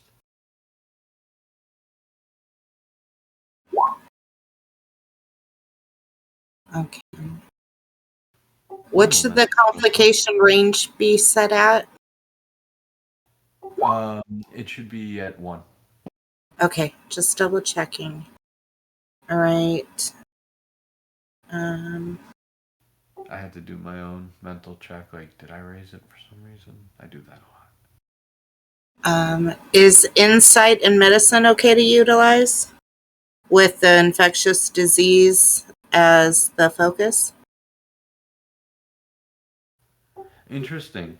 So certainly yes on the focus, and that's an interesting one. But and I'll definitely take insight medicine because of the focus. I just won't say why yet. Okay. Um, Oh, no, that's okay because it was an assist roll, so I'm just gonna take the first one. okay, Yeah, cool. because you were only. Yeah. And bank the second one.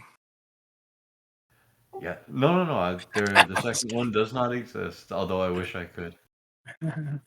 Um, okay, and as doctor, as you lean down to do this, as Doctor Mountain kind of keeps both of you posted on his own trials, and tribulations, and uh, as you're kind of looking at this, trying to get it into focus, Kiana, you were also looking at the results, and you realize almost instantly that while this is mimicking, um,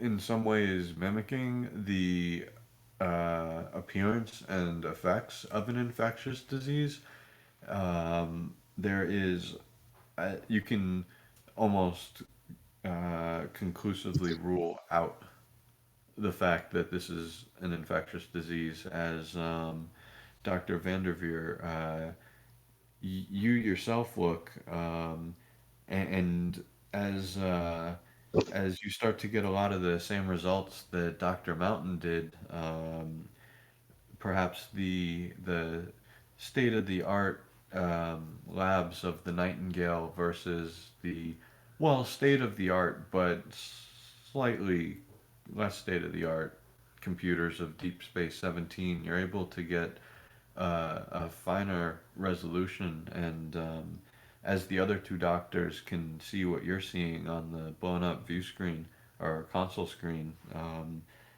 you start to realize that whatever the actual symptoms and the byproduct of the body attacking itself, um, it's all coming from roughly or exactly the same source, and as you tune in and zoom in just a little bit more, you can see that the issue that's common in all of these cases is the DNA itself is the strands, the individual strands are actually unraveling. Huh. The only other thing that causes genetic unspooling at this level is typically radiation. Could it be a like a micro uh, disturbance at the molecular or atomic level? Could it even, like how the Ebon Expanse has been growing in its own peculiar way? What if there are micro black holes potentially, or whatever, causing something like this at that level? I doubt that, but now that you mention it, what if we're looking at some kind of an unseen inorganic molecule? Hmm. Um, That's and a actually, possibility.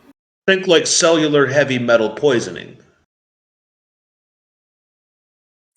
Say that again, Dr. Hakuri?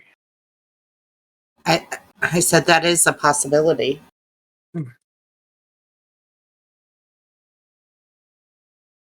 So does it seem parasitic? It was a parasite, even a microscopic one. We see it here. And anything that would be parasitic would be surrounded by the immune cells. Here we only see the immune cells around what would normally be identified as abnormal or relatively healthy tissue. Hmm. It's breaking apart the DNA structure itself.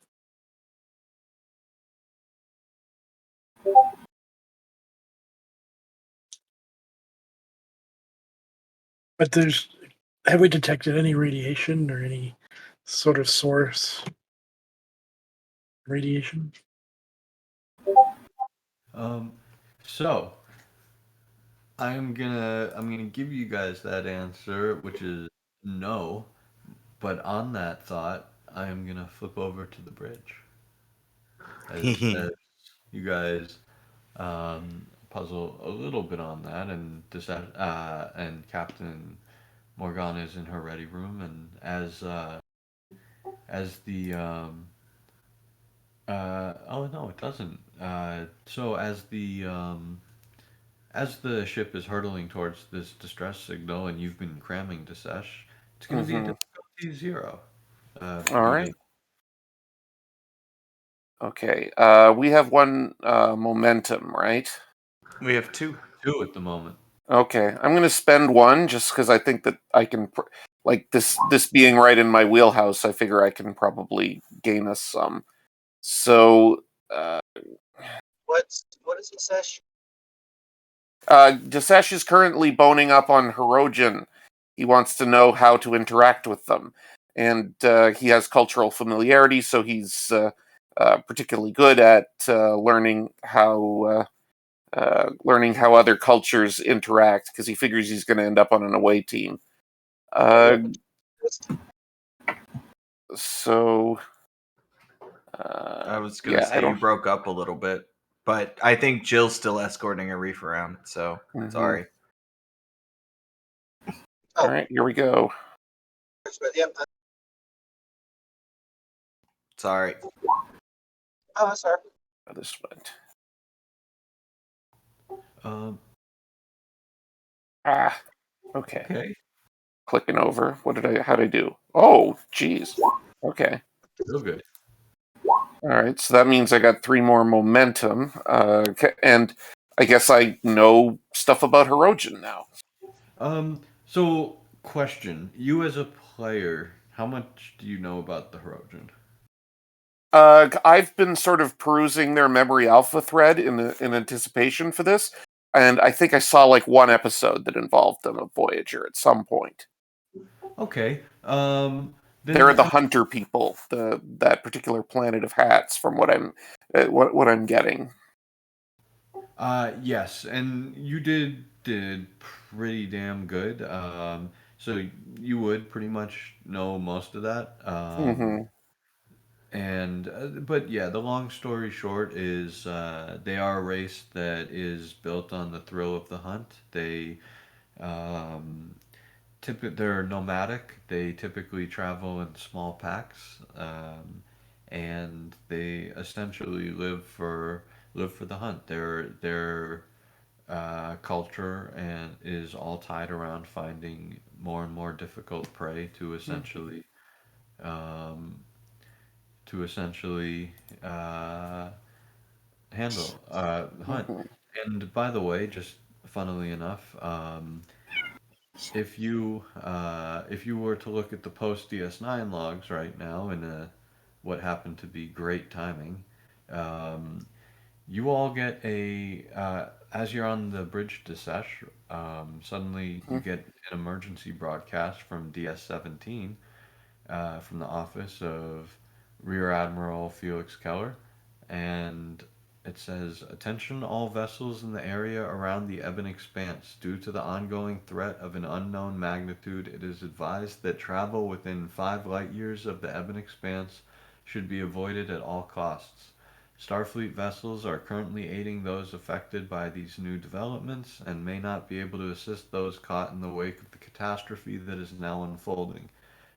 If you are currently within the 5 light years of the Ebon Expanse, it is strongly recommended that you flee the area immediately for you and your crew's safety." So that's associated with the whole Expedition A thing, right? Yes. And the monitor. Yeah. Okay. Yes. I definitely make sure that Aerith and the captain get their eyes on that. I'll like just make sure that that's passed along if they're not currently by a computer. Well, the captain's in her ready room, so she'll she's still going to expect it from Desesh, but she would have gotten it too. Yeah, probably, but gotta check. But I do also make sure that Aerith is read in on that too, because it came from 17, and he'll want to know. And as he acknowledges and thanks you, he looks over at Joe and says, "I'm sure I can. Uh, we should probably get up there."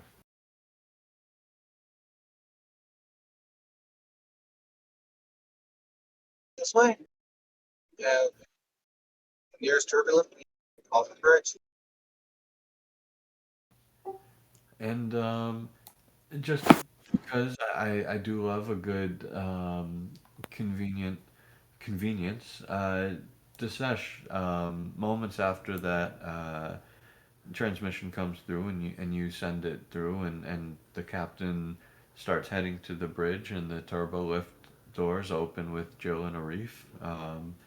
Deers turns around to say, "Command, oh, Captain, we're a couple minutes out from the source of the distress call." All right. Yellow alert. We don't know what we're actually walking into. She'll kind of stand and wait for Desesh to move. Oh yeah, he does. Jill will take the attack. He does actually try to. Sorry. Jill will actually attack going in. Desesh is actually going to wander over to Lieutenant Commander Lawson, and when it seems like she's not focused on something specific, try to talk to her. Just a few seconds of basically logging. Looks up, Commander. What do you know about Hirogen? What's in the logs from the working? From what I've been looking through, they seem to be particularly interested in holography as a technology. Yeah, it was one of the primary the Voyager. Mm-hmm. What do you Is there any way that they can tell that we have that kind of technology available on this ship? I don't think.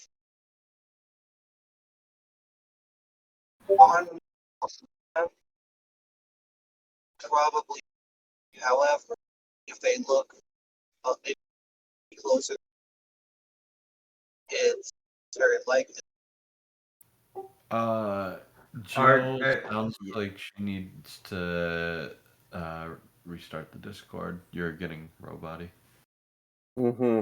I'm not making out a lot of that. Yeah, sorry. I'm sorry, is this any better? A little bit so far. Say more than 3 words.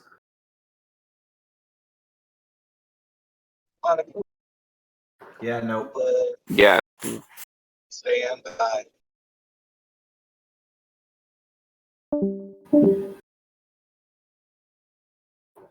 The phone is not reliable today. And there we go.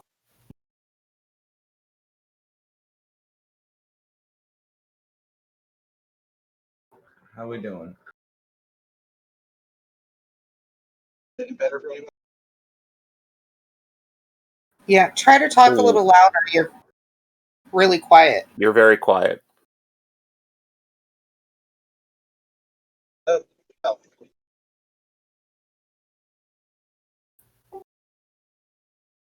All right. Yeah, not coming through. It's How about probably just the phone. Yep, that's there better. we go. Little better. Okay. So I've been having headset problems. On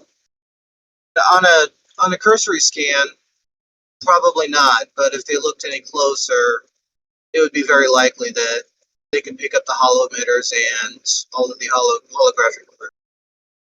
well, What are you concerned about? I basically want to think that maybe we don't want to make this ship look too attractive as a target for being overtaken, much like they did to Voyager. If we could maybe turn off some of the holographic systems on the ship so they're not as detectable. I basically don't want them getting any ideas. Question for the storyteller. How capable is the ship if we turned off all the holograms? If you turned off all of the holograms and went to a skeleton crew of 50-ish, you definitely could still operate the ship unquestionably. If I remember correctly, the ship was built to be operated with minimal crew of 4. Um, that being that being said, a lot How's of that going the to affect medical, though? It's going to affect it greatly. Yeah, because I thought that all the help Most that we of actually have is yeah, holographic. Okay, Well, we but can, at the moment, all of your patients are dead, right? well, at the but moment there are quarantine no. systems. And to make this a little bit easier, I'll say that the quarantine systems are not holographic because even though the holograms are on a separate power generator and stuff, that would just be dumb. Yeah, lots of ships have force fields, but that don't have hollow emitters. So, Commander, we could, yes, we can deactivate all of the holograms. The medical section would need preparation first, depending on how they're utilizing the system. But I we just could want to give absolutely, we could absolutely disable everything and operate on just the 50 crew members with the ship. obviously we'd only be able to do that for maybe one shift, but I'd like to give the captain options. Uh, GM request would be that you leave exactly one hologram operational. Okay, I don't know who that is, but all right. Doctor Mountain. yeah. Dr. Mountain's currently Yeah, holographing in from DS-17 to help them. That's funny. that's right. Well, we still have communications either way, so if it has to be Oh yeah, for that's a good safety, point too. That's a good point too. So it was no, I'm clever perfectly to willing have to done it. concede that as long as the DM doesn't let them detect the one active hologram on here and use it against us. I don't have a problem with that. that's the Yeah, deal. I'll make you a deal. yeah, exactly. He Uh, he reads as an However, EMH, which Hirogen would know Starfleet ships have anyway. however, well, one they saw. Yeah. Commander, this I don't believe that just because we have holographic technology on board would make us any more attractive of a target than the fact that the ship itself is originally a cutting edge, top of the line warship. Our very appearance screams fighting as much as we're modified to be a medical ship. Yeah, but If this distress call is, we'd be in bigger trouble than just the fact that we have holographic crew on board. I'm just looking for options. Yeah, I did also think that it might be a good idea for us to figure out some sort of tactical way of dealing with holographic technology in case we end up like the Voyager crew.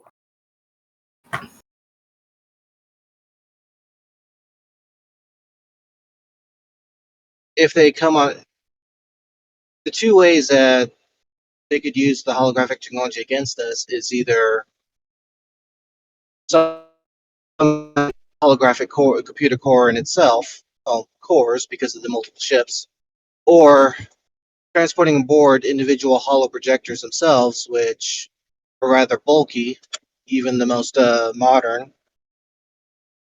And even then, there's multiple ways that we can disrupt them.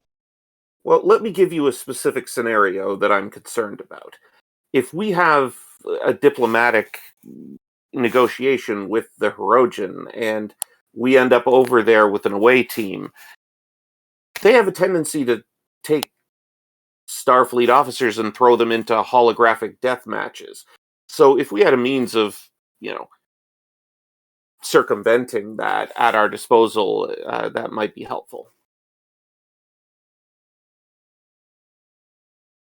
Still think for a little bit. Well, obviously, consistent transporter locks on our comm badges to pull us out should anything untowards happen like that. That's true. Alternatively, having having consequential actions. They do if all for some reason our comm badges are disabled and they no longer detect us. Standing orders. One option would be outright attacking the ship and transporting us back on board, considering good faith has been broken. those are all obviously great options. Is there the possibility that we could turn on a holodeck safeties? We would have to be into their computer if they draw us into holographic death trap of their own design. I'm just thinking we should Possibly make sure that the away team is prepared for that. We may be able. We may also be able to develop some type of electromagnetic pulse that would interfere with all the electronics. Scale needed to disrupt a large holographic simulation may also disrupt local life support, lighting, gravity, but it would shut it all down. Do you think you could put someone on that? She nods. I'll get the captain's approval. And I go down and sit next to the captain and relay her my thoughts on that. I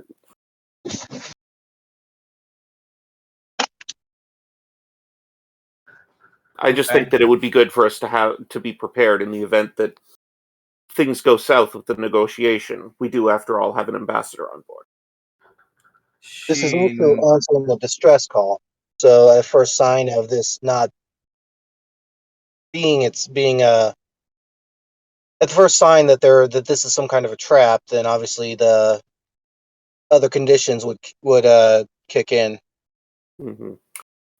So they're not exactly luring us into a conference call and then flipping on us. We're answering a distress call, which means we're coming in more prepared than just a chat. Yeah, and I know it's standard operating procedure for us to go to yellow alert, Captain, but I think it's particularly important in this instance that we not look like easy prey. Of course not, she says. She does, though, however, say, I do want a scan of the Hirogen ship. I do want to make sure it's disabled in some way. She says. Okay, so I don't know who's taking the scan, but do we have someone who's good at sensors?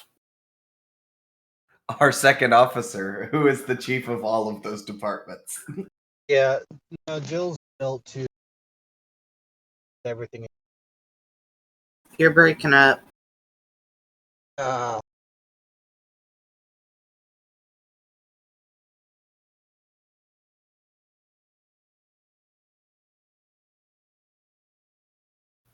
Well, there we go. Jill's built to assist whatever, either other people or even assisting the ship. So, but yeah, Jill can absolutely run a sensor scan. Mm-hmm. All right. If we, I'm sorry. Go ahead. I have an expertise in holography if we want to look specifically for that, but I don't think that's what we're doing right now. Not at the moment. Right now, she wants to make sure there are 1, life signs aboard, 2, the state of the ship, and 3, 3 is whether or not she is going to get them into the hospital, which, by the way, she will hit her comm badge and say, sorry to interrupt, doctors, but we may have incoming casualties. Understood.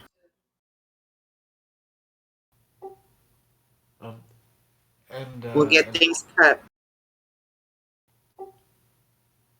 And as the team of 3 starts to shift their focus for the scan itself, I'm probably going to ask for a control science, and I'm gonna, for momentum purposes, I'm gonna put the difficulty at 2, but it's gonna be one of my 2 to 5s.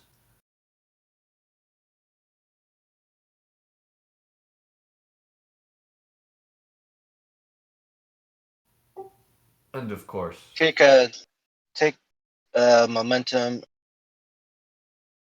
Well, okay. Captain, how high of a dice want to shoot for?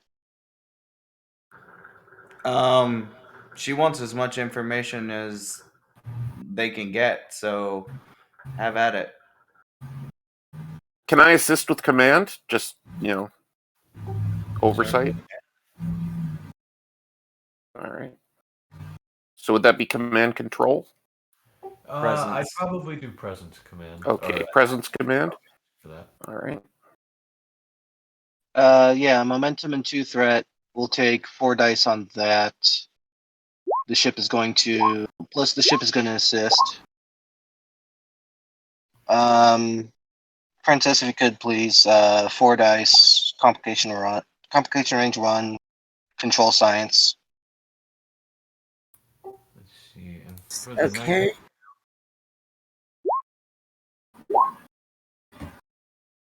All right, here we go. Oh. Ouch. Can you Roll re-roll for the any of ship. those? Oh, we got 4. Yes, I can re-roll one of those with with technical expertise. Okay.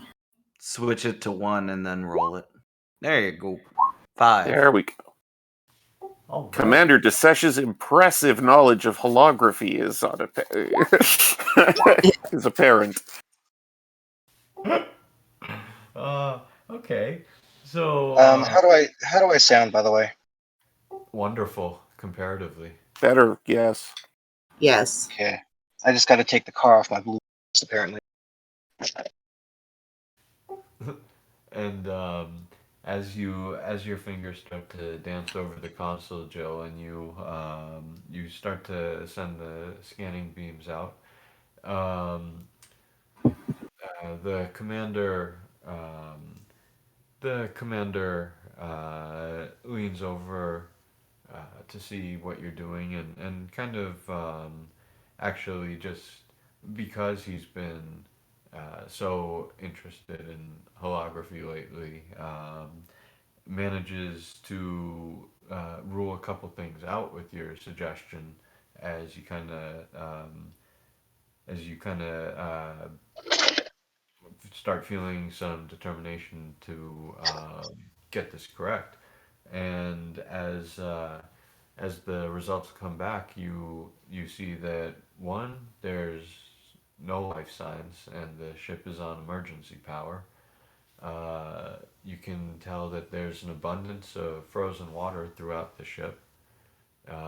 There seems to be a large rip in the hull. Your scanners picked up 8 dead Hirogen and 1 dead 22-meter unknown life form. And the damage seems to have been caused internally. And we will relay all that to the commander and the captain. So they're all dead.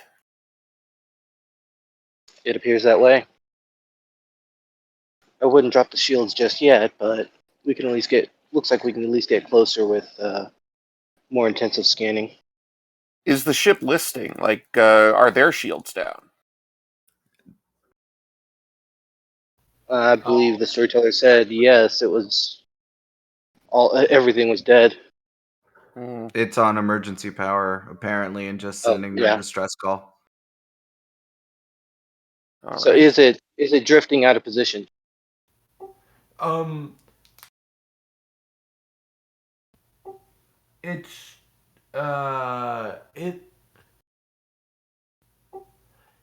Hmm. You know what? You did really good on the scanning roll. It looks like it. It looks like the ship was on a particular path. Then it seems to be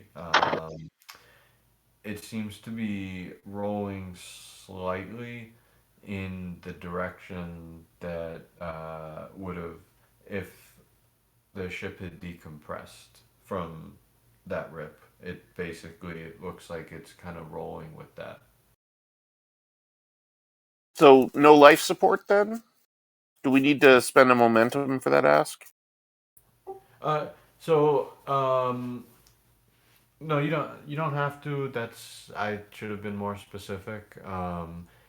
There is no working life support at the moment, but mostly because the ship is open to vacuum. Got a hole in it. Okay, yeah. All right. But that's not the end of everything. Their armor can keep them alive. Could be doing something, I mean, to satisfy your conspiratorial theory. Hmm. Their armor could still keep them alive, and they could have something to shield themselves from our sensors. I wouldn't go into this thinking there's nothing to find. Certainly What not. what size ship is this? Is this like a 2-3 person ship, or is this a 40 person ship?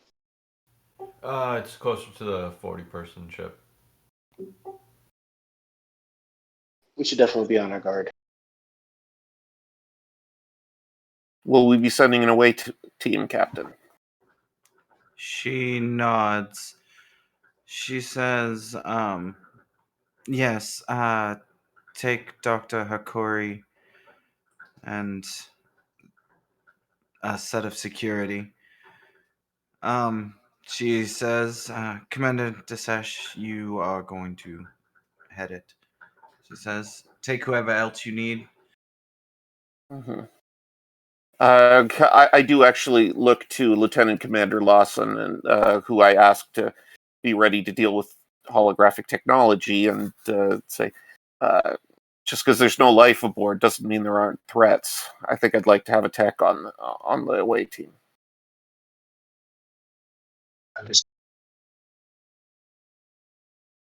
All right, and uh, I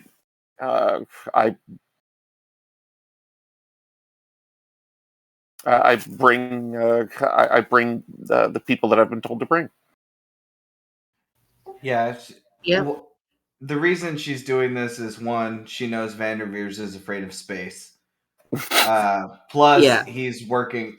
She needs to keep one of the doctors here to keep working on the other issue.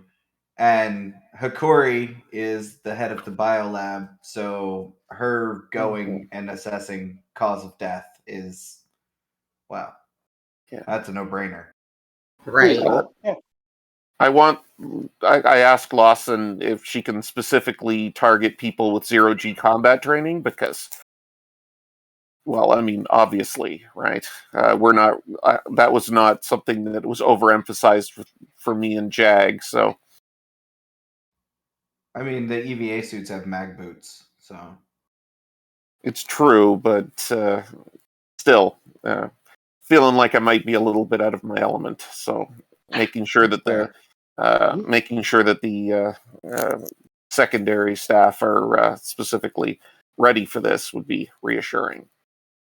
Yeah, so Joel put together two from security that are experienced with, excuse me, experienced with, EVA and zero G combat. That's kind of the same thing, as Mhm. well as the one that was one of the more technically inclined crew member. I don't know the entire list, but Jill would know who the best options are to pick for that. Yeah.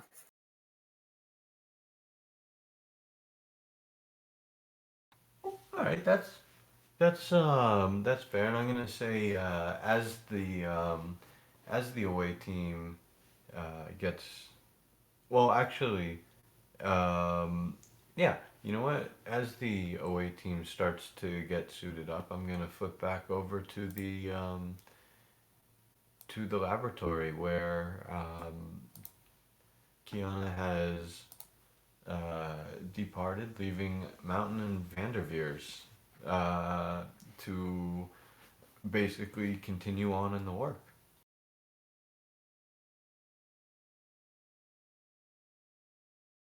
As they are both muted.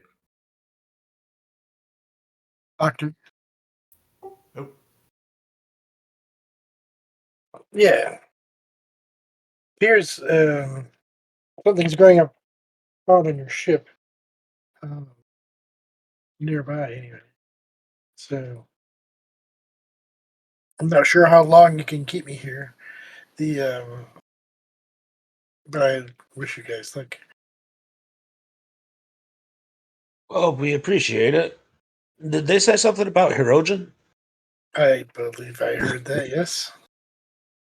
Do you know Now, anything from about what this? I remember from a few reports we got through our clinical liaisons that worked with Starfleet, who share information with civilian medical organizations, they have an incredibly robust immune system. Indeed. If we're sending someone over there, I could probably use some cerebral spinal fluid. I just want to see what it does with this autoimmune thing. Indeed. Well, Dr. Hakuri must be going with them, so maybe she can get one. Do you know how I can call him? They didn't give you a comm badge? Yeah, you press this little button here. Now, who do you need to speak with? Or you can press the control panel right there. So this is kind of like a pager. Basically, yes. Oh, he'll tap it. No, he has one. He just doesn't know what it is. I explained its use. They gave him a comm badge. They're like, here. He's like, oh, it's a Okay. it's a pendant. Okay. Or it's a brooch. Dog collar. Joe explained how the whole thing works. How everything a terminal can do as far as talking to people, you can do it with here. Yeah, but it's Obviously, he's a DeVito. little senile. He was fixated on being in space and how bad it felt. But yes, Doctor. Now that you know how to use a comm badge, you may use it. He's gonna hit it. Hakuri. Yes. Herogen cerebral spinal fluid. If you could get some of that, be great. Understood. We'll do so if I come across it. I mean, yeah. Thank you, Doctor. Good luck. Thanks. and and as the channel cuts off, leaving the two of you once again in the room with well, quite frankly, a workload that has now increased by 50% for each of you. Great. Here we go. Still not used to this hologram thing. Like, I know I'm pressing the control panel, but I don't have the full tactile thing. Like the hands to get this. Huh. Maybe there needs to be an adjustment, or I'm just gonna get used to it.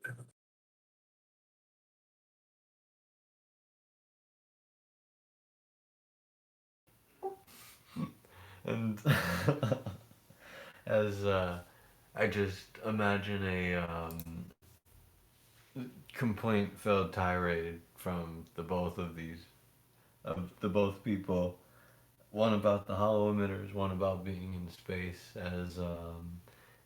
and as your whatchamacallit, your studious work continues, uh, why don't as you guys both kind of finally stop complaining and start hunkering down, uh, I'm gonna do this step a little differently. I don't think that I think you guys are both kind of working, so I'm gonna let you both um, have a main role, but I am gonna be adding your successes together for this next step of the project, and Is that kind of like an extended task?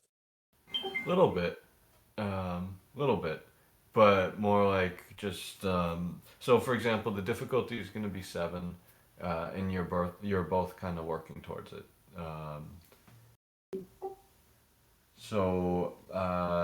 Once again, I don't know exactly which route you guys are going.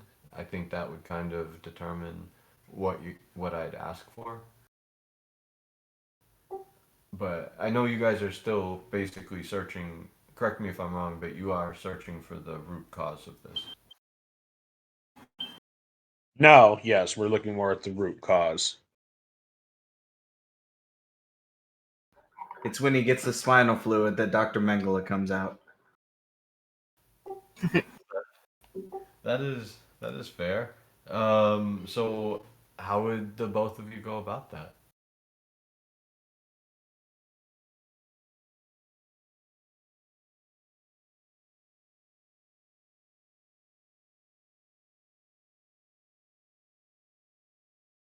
This is a good time to say I'm not a doctor. I play it on TV. Yeah. Well, you know what? Well, I'm just thinking of what we've already ruled out, what they've already ruled out prior to this. Yeah, and that's essentially what we didn't get very far. My first focus really was to figure out how to stop it, and whatever I got to didn't continue after a few days, and so it's still going. So, uh, We know it crosses species. We know that it is contagious somehow, but not not a sure what it virus. process. Right. It's not a microbe or a small thing, If it but was a it parasite, it would be present. and correct, and then there would be something is causing a radiation-like deformity in the genetic material, in the DNA structure, etc. And so anything that goes on that line would be important to at least Now, if we were looking consider, for but something there's more. as an We're not invisible cause that we can't detect, we would certain. have to start looking at And we can watch the phase. maturity of the situation. We'd have the process going. Do you have some sort of containment lab here that we could? I don't want to grow it, but we need to know its conditions on what it likes to eat. Does it like light? Does it prefer whatever? Alpha, beta, gamma? Who knows? We need to rigorously look through the possibilities of what feeds it, what starves it, that kind of thing. So then we can at least find a root cause or a method of containment.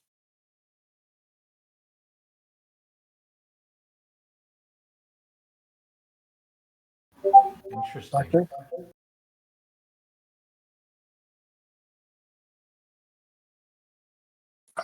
Captain. Doctors? She says. Look, She'll I'm here, Yeah, but not here. I see. Full use of our holographic capabilities. Not bad. it's kind of like working with a ghost. Ooh. Yes, you can walk right through me. Or maybe not, I don't know. I He tries to hit his hand through the table and sees what happens. fairly sure he's solid for the most part. A metaphorical ghost. She just says, I thought I'd come by and check up on you too. We've made some progress, Doctor. We haven't caught on to anything as a medical cause yet, but I still have the cadaver to examine. Um, Now, one of the things I've treated before on Earth is sometimes ships pass through weird fields out there. Certainly. And sometimes they're in phase, out of phase, half a phase. I don't understand it. But what about environmental readings? Do we have any environmental readings from this place? Uh, my question would be the information would come from the USS Monitor, especially for those five um, instances, at least for the non-Anarchians. Oh, So great. Well, So we can call them, oh, right? I possibly, but that was up to the captain. isn't the monitor out of communications? Possibly, yes. Your idea, Doctor. Do you think we can run it through the test now? She says. There's two doctors in the room. Dr. we'll, Vanderveer. They're both She going to says. stare at her blankly for a couple seconds. She no, smirks. Technically, I there are assumed it was 3 yours. doctors. That's right. Dr. Well, Vanderveer. I'm just the ghost. if there's nothing physically measurable that I can see or detect, I don't know much about sensor readings and all that kind of jazz. Have we ever considered taking a sample that we have and applying it to, I don't know how complex my hologram is in relation to my true anatomy, but perhaps we could have an actual test subject?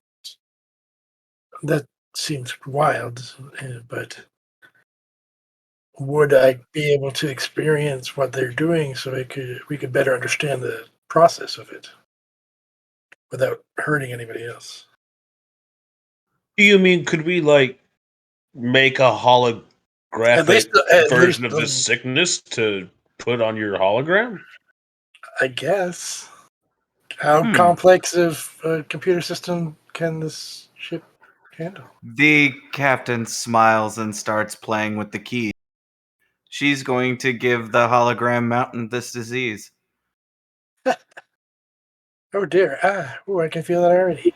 It's running a simulation. Yeah, I mean, she is, but she's going to do it on Dr. Mountain. I She nod. won't. She'll. I'm sorry, I'm just not seeing how giving up disease work. Absolutely, doing some kind of simulation is bioscience and extrapolating. Yeah, that's true. Be more just monitoring It's like a simulation or something. Yeah, well, I mean, the doctor did do it to a patient. The Balana had that parasite thing that the Cardassian doctor was doing unethical things to because it was a hologram, which made the doctor not want to work with him. All right. Which was essentially he was working on a holographic version of that just to try to learn more without actually screwing up the real them.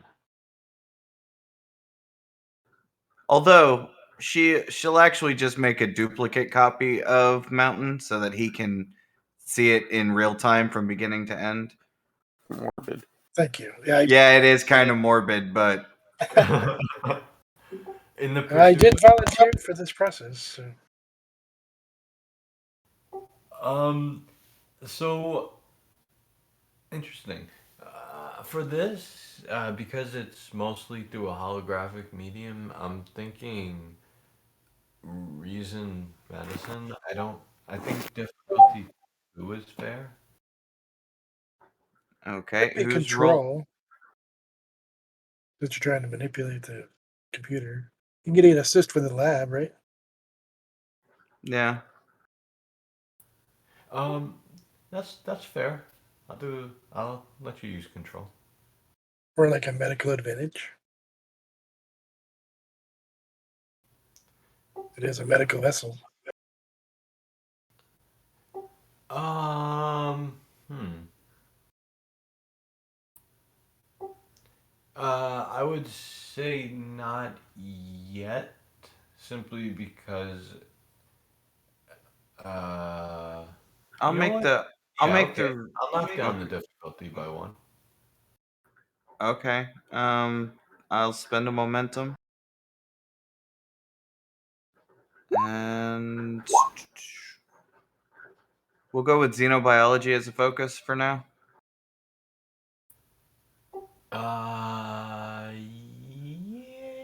Up in a second. Yes, close enough. I mean for her it's xenobiology, but Yeah, yeah, I think that's fair.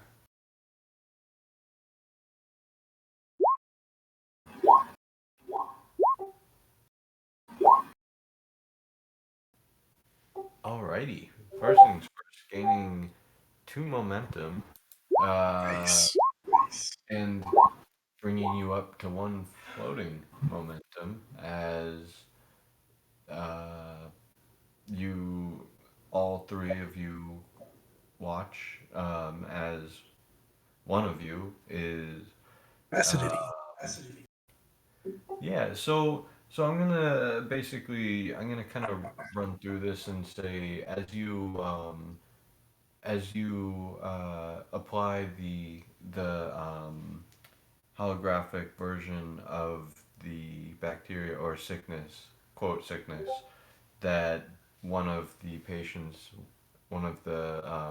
who had developed cancer uh, into the holographic doctor and watch the readings,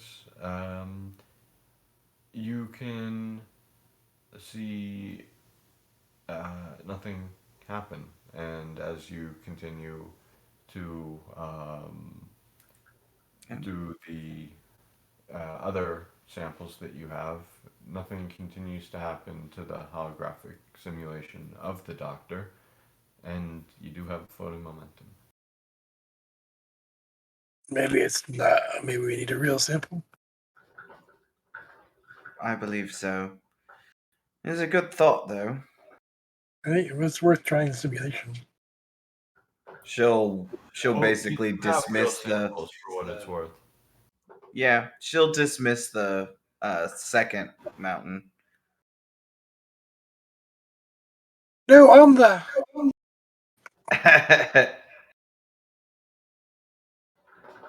Yes, let's get to work. She nods. Actually, Dr. Vanderveers, that the thing about the radiation doing, what was it you said? Genetic Wonky things. unspooling. She nods. Have you tried looking into that route? That's usually the result of severe radiation damage. What this She looks like is it's being caused by however the cells are attacking themselves, the immune system. They claim it was an immuno response. If it's not an immuno response, it's defective cellular transport. she nods. What about the subspace disruptions? Perhaps subspace radiation?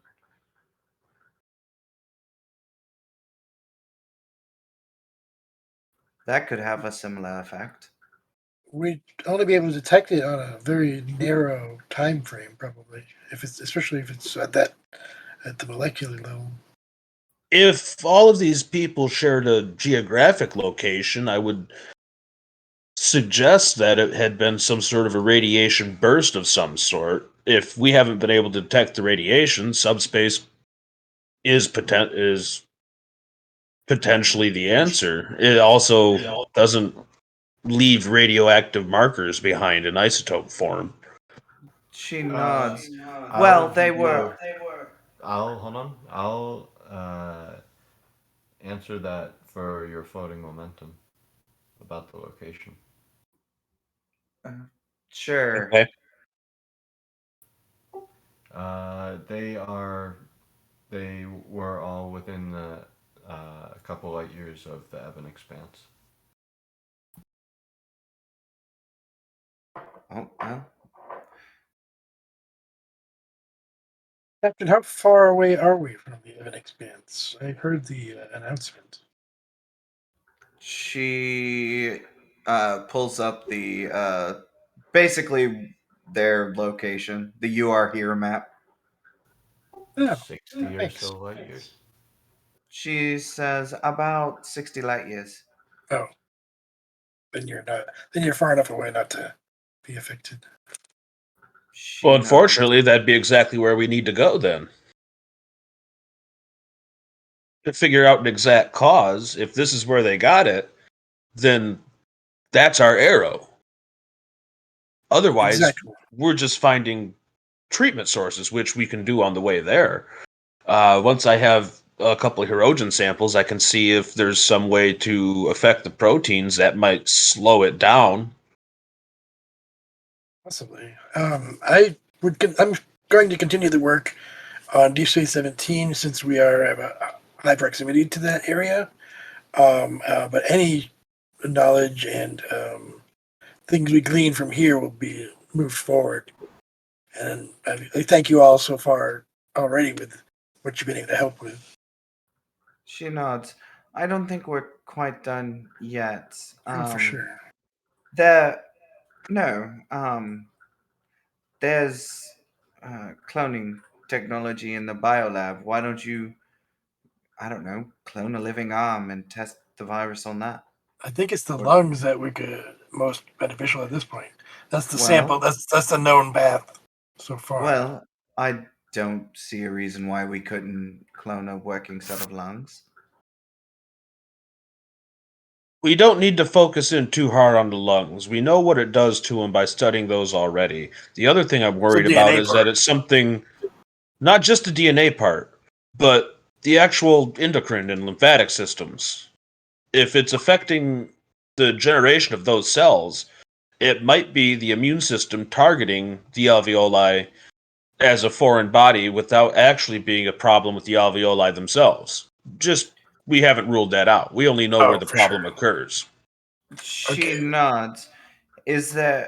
My thought is there any way that you could use the cloning lab to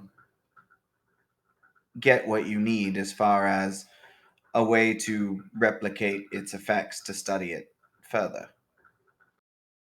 Well, I'm not finished with what we have on board as far as study goes. I still have a uh, cadaver to dissect.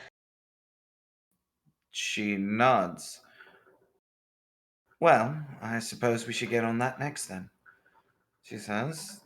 Do you need an extra set of hands? She says, lifting up hers, kind of showing them off like a surgeon would.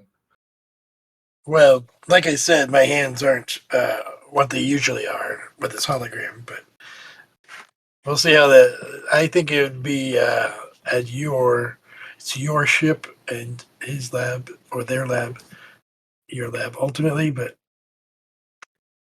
I can give an assist, but I think it would be better for you.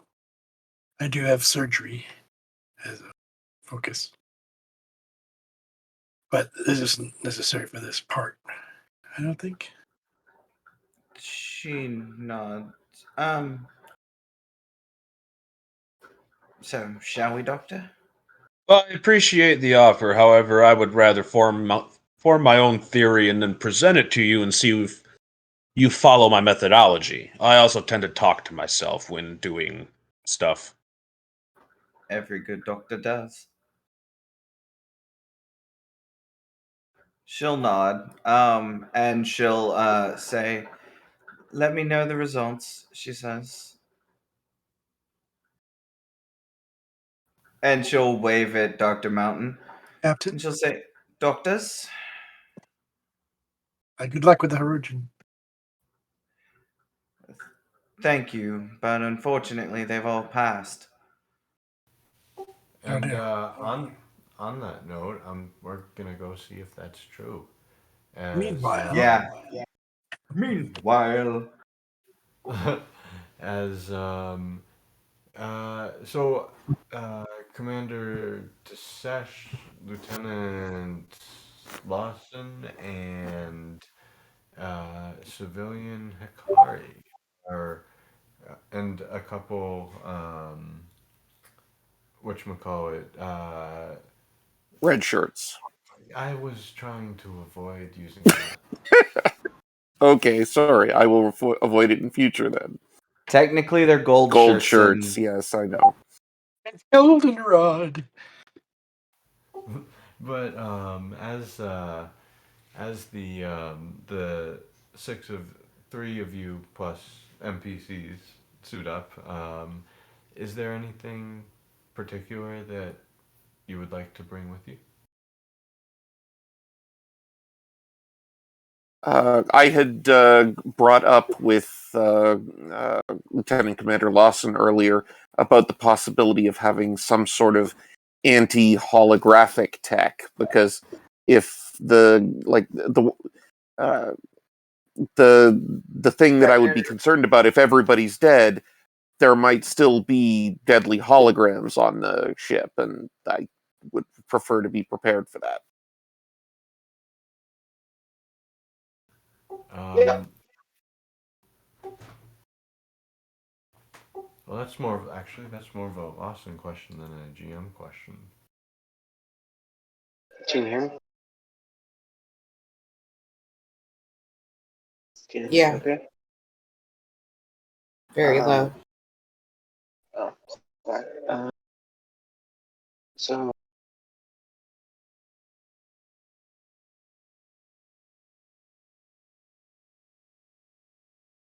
a giant EMP. Like I said, to shut it down. Just shut everything. So, yeah, we'll work on that. I take like one of the other explosives and up to a massive EMP. Mhm. So if we could have some sort of mock-up of that with us. Yep.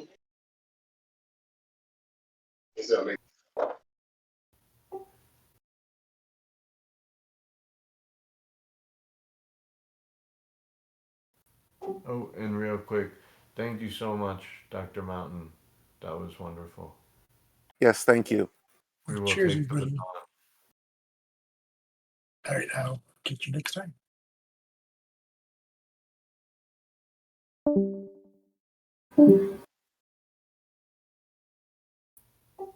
All right, and I do apologize. I did miss the last 30 seconds. No, awesome. EP bomb.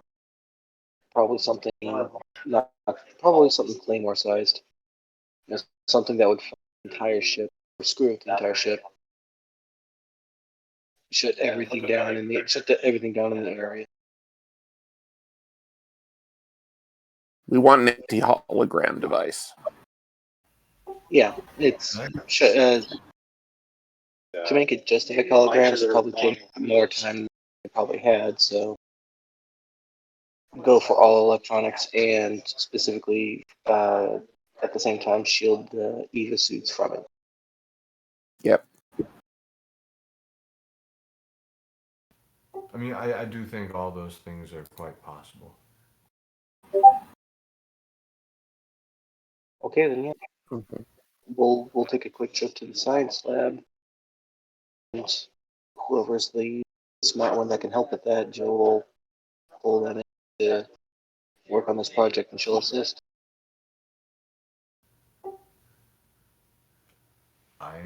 Let's, you know what? I don't think it. What would this be? Uh, I'm thinking probably control engineering difficulty. You know what? I think this would be pretty easy to construct. I'd say probably difficulty. Oh, difficulty 0 for something the size of a wheelbarrow. Difficulty 2 for something the size of a large suitcase. Difficulty 3 for something like a briefcase. So this so whoever the specialist is, that better know for this, since Jill has all kinds of things. So Jill of all trades, master of none, pun intended. Um, somebody else can, if the specialist can do the manual, and Jill can assist with reason. Engineer or science, either one is fine. And then also have the computers help. Uh, all right, I'll be honest. I don't know if it's just me, but you're kind of waking up again.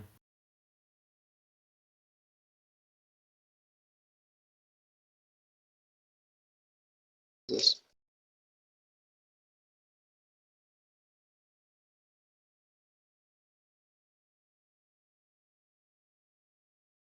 Although a secondary character might have better stats for this, from what I recall, like it might be more fun from a narrative perspective for Lawson to just do it. Being as how I haven't completely statted out all the secondary characters yet, I would definitely say that Lawson has a better shot. And I know you prefer that, like you mentioned that previously in session 0 stuff. So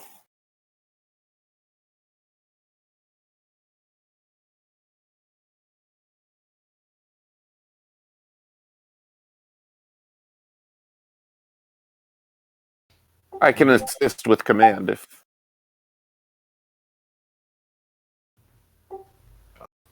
Okay, can um hmm. I would. The only issue is I don't. Uh, yeah. Okay then. I will. You know what? I will do that, and I'll let Jill and Desesh assist. But if Desesh, you want to assist as well, I'm gonna raise the complication range by 1. No, I can bow out if we've already got 2 people on it. I just, you just said you didn't have stats for people, so I could jump in for the other person if you wanted. That's all.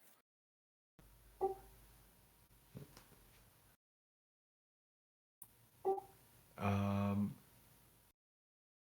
All right. Let me. So I'll have. 7. We'll just have Melora assist or do the main role. Let's see here.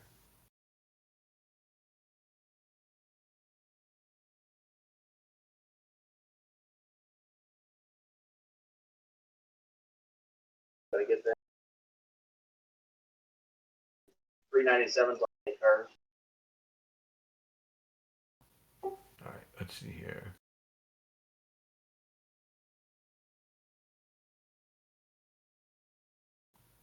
Um. All right, Miss Paslar is going to roll a 2.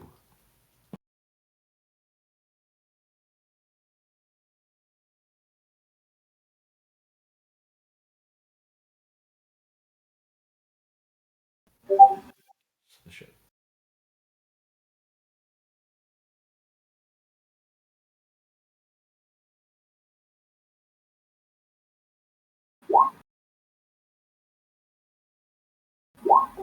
The ship gets a 0, and are there rerolls to do?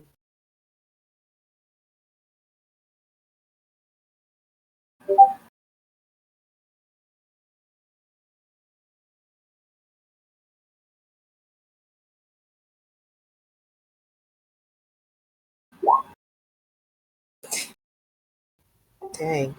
The ship tried. Hmm. So with 3 successes, that puts us with a briefcase, basically. A smaller suitcase, kind of like a carry-on bag size. All right, I'll carry it. Excellent. And it's not it's not overly heavy. It's just requires an arm, as the 3 of you are um, as the 3 of you now go equipped with your not quite so mobile emitter, but portable emitter, we'll say. And as you get suited up and beam over to the ship, the um, almost as soon as you get in, you can see through the exceedingly. Actually, I apologize. Where are you beaming into? I would think that the bridge would be first of all, where were the bodies detected on the ship? So most of the bodies were So there were 8 bodies. The bulk of them were in the area around the hangar, Mm-hmm. and um, we'll say there's let's see what else is in the engineering compartment area would be the other few. There's currently none on the bridge or front area of the ship. All right. I'm thinking the bridge is the most secure location to beam in then, because if there's something that actually killed those people that's still there, I'd rather like appear somewhere else. What part of the ship is the one that's actually exposed to space? Is that the hangar? Yes, Okay. yes. All right. Yeah, the bridge seems the safest place to start. Yep. And Mm-hmm. and as the bridge kind of comes into focus for the three of you, you can see through the dim lights that uh, yeah, the ship certainly is in emergency power, and while there doesn't appear to be much of, well, any physical damage to the bridge, you can see the frozen condensation left over on some of the consoles as there is no atmosphere currently. All right. Though no one jumps out at you either. Mm-hmm. Okay, so all the bridge systems are down as far as we can tell? Um, the uh, the consoles are, there's a couple. It's not like they're completely dead, and there's zero power at all. But it it's good. It's almost like in shutdown mode, I guess. Could we bring it back Okay. online? Yeah, we'll be giving that a shot. I defer to Lawson on that. Okie dokie. Um, You brought a tech too, right? yeah, Mm, we do have a tech. yeah. So I guess well, yeah, I'll tag team with the tech. Yeah. And I get the security people to secure the bridge. Fair enough. And in lieu of me having stats for some of these NPCs, I'm going to say that Desesh is kind of organizing of the security matters I'll roll is good, security, sure. or is it's. I'm just going to say that that kind of counts as the assist for uh, Lawson's role. Sure. um, as she starts to fiddle with these computers, maybe clearing her path of individuals. I'll say, as her and the tech are able to start doing this, and for that, that's going to be a presence command. But uh, Okay, presence command. All right. for the assist, but for Mm-hmm. Lawson, the to try to get these computers up and running, I'm thinking control engineer. Difficulty 2. Okay. That one I'll just take that roll then. One thing is I don't have. Is there any chance I can get the computer to help with getting itself back up and running? I highly doubt it, but I figured I'd ask. Yeah, I'm gonna say no to that one. Okay. Oh, also we should have gotten a momentum from the assist with making the EMP. I Just think we're by maxed right now. okay. Well, uh, I didn't have anything floating for it at the time anyway, so we'll leave that be. Mm-hmm. And I encourage you to use one for two this threat. roll too. Yeah. Uh, two threat and a momentum. I don't know. We're maxed out on momentum. I don't need. We think we need to play with threat right now. I'll reverse it then. 2 momentum and a threat. If you like. And since I didn't get I don't feel like I paused enough for the floating momentum question. I'll let it stick around, and using 2 momentum, it'll bring you down to 5. Okay.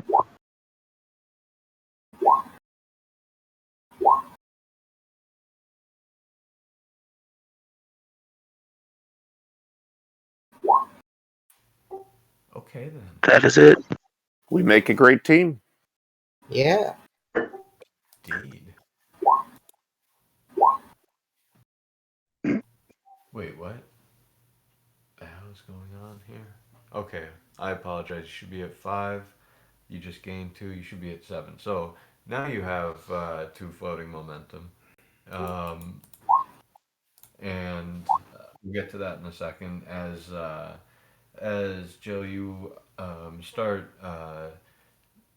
working with the tech on the console, just as Desesh is clearing the extra security guards out of your way, and as you start tweaking it, it's a little difficult at first, but after a few moments, you're able to not only figure out a way to get everything to display in Federation standard as you shoot that information over to the tech.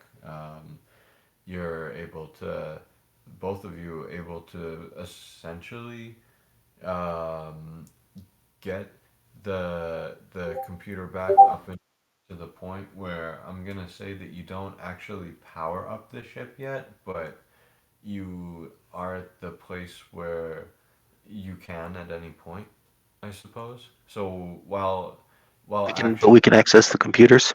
We can access the database. Yeah, I was gonna say, like, we have a ton of spillover on momentum that we just earned there, right? So I was kind of hoping that I could get the ship's log. I kind of want to say take two momentum as an advantage to not trigger any traps. That sounds great too. well, I'll tell you what. Why don't I take the two, or why don't I take? You guys have what, 7? Um, 7 momentum right now. I will take 3 of it to give you both. Great. That way, it's kind of like an advantage and a question. Yes. Yeah. So yeah, not trigger any traps, and we'll take at least a quick skim of the logs to see what the last known entries are. All right, now just before we get off the traps thing, um, I wouldn't consider it a trap, but I would say it is a possibility that should you turn the power and life support back onto the ship, while it's like this, it could start spinning around or just decompressing again. That is Uh, reasonable. Okay, that's a physics reaction. That's sensible. yes, so yes, not really a trap, but I felt duty bound to just mention No, it. it makes sense, and like we'll concede that traps are things that were deliberately set as like anti-personnel actions, not just stuff that's dangerous on the ship that could use power. All right, fair enough. Um, and as to the logs, those are a little bit more informative. Apparently, this ship, excuse me, this ship, uh, you gain the captain's log, and I don't have it written out, but it says essentially that this ship had picked up a exceedingly dangerous prey and captured it and is bringing it to a specific world a few light years away and So is they were actually going to the Alpha Quadrant. um Hmm.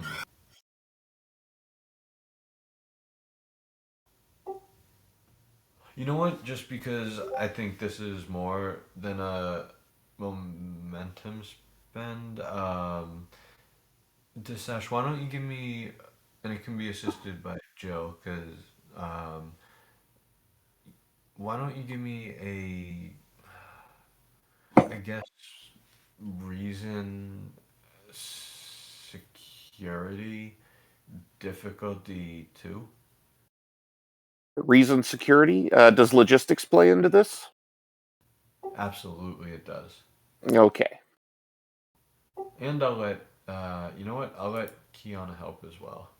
But or assist as well, but I'm gonna spend two threat and raise the difficulty by one to three. Okay. All right. Here we Starship go. Maneuver, Starfleet Protocol. Either of those play into reading this. Uh, what was the first one? Starship Ugh. Maneuvers. Uh, Dinesh, it's not the end of the world yet. Uh, I'm just not impressed with myself. not really, no. Okay. Yuck. All right. All right. And assisting with reason security, correct? Yes. Okay. Oh, is that what I should be assisting with also? Is reason and security? Oh, Um, I forgot yes. to change it from insight and medicine. I mean, it's 10. Would that have succeeded? Let us find out. and Dinesh, you can re-roll one of your zeros. Okay. I'll give that a try. You have advisor? Okay. It's open and insightful. If I use insight or reason to assist, you can any Okay. of the zeros can get any dice can get re-rolled. Oh, so I can reroll both of them or just one? No, just any one. Okay. I'll roll it. Kiana's roll would have stood. Okay. Difficulty was what? 2 or 3? It was two, but I had spent two threat to raise it to three. Yeah. So we didn't make it. The only thing I can think of is if the ship could actually assist with any of this. You know what? No, it's a fair cop, guys. We failed. Hey, Is I'm pulling no, for straws. Even if the ship has a crappy roll, you can still re-roll that other die. I'll let, because now that you've taken the step to basically, essentially, uh, work on the ship a little bit, and I will let the ship assist. Fair enough. Let's say that, Woo! uh, hmm. You know what? I'm just gonna use, where is it?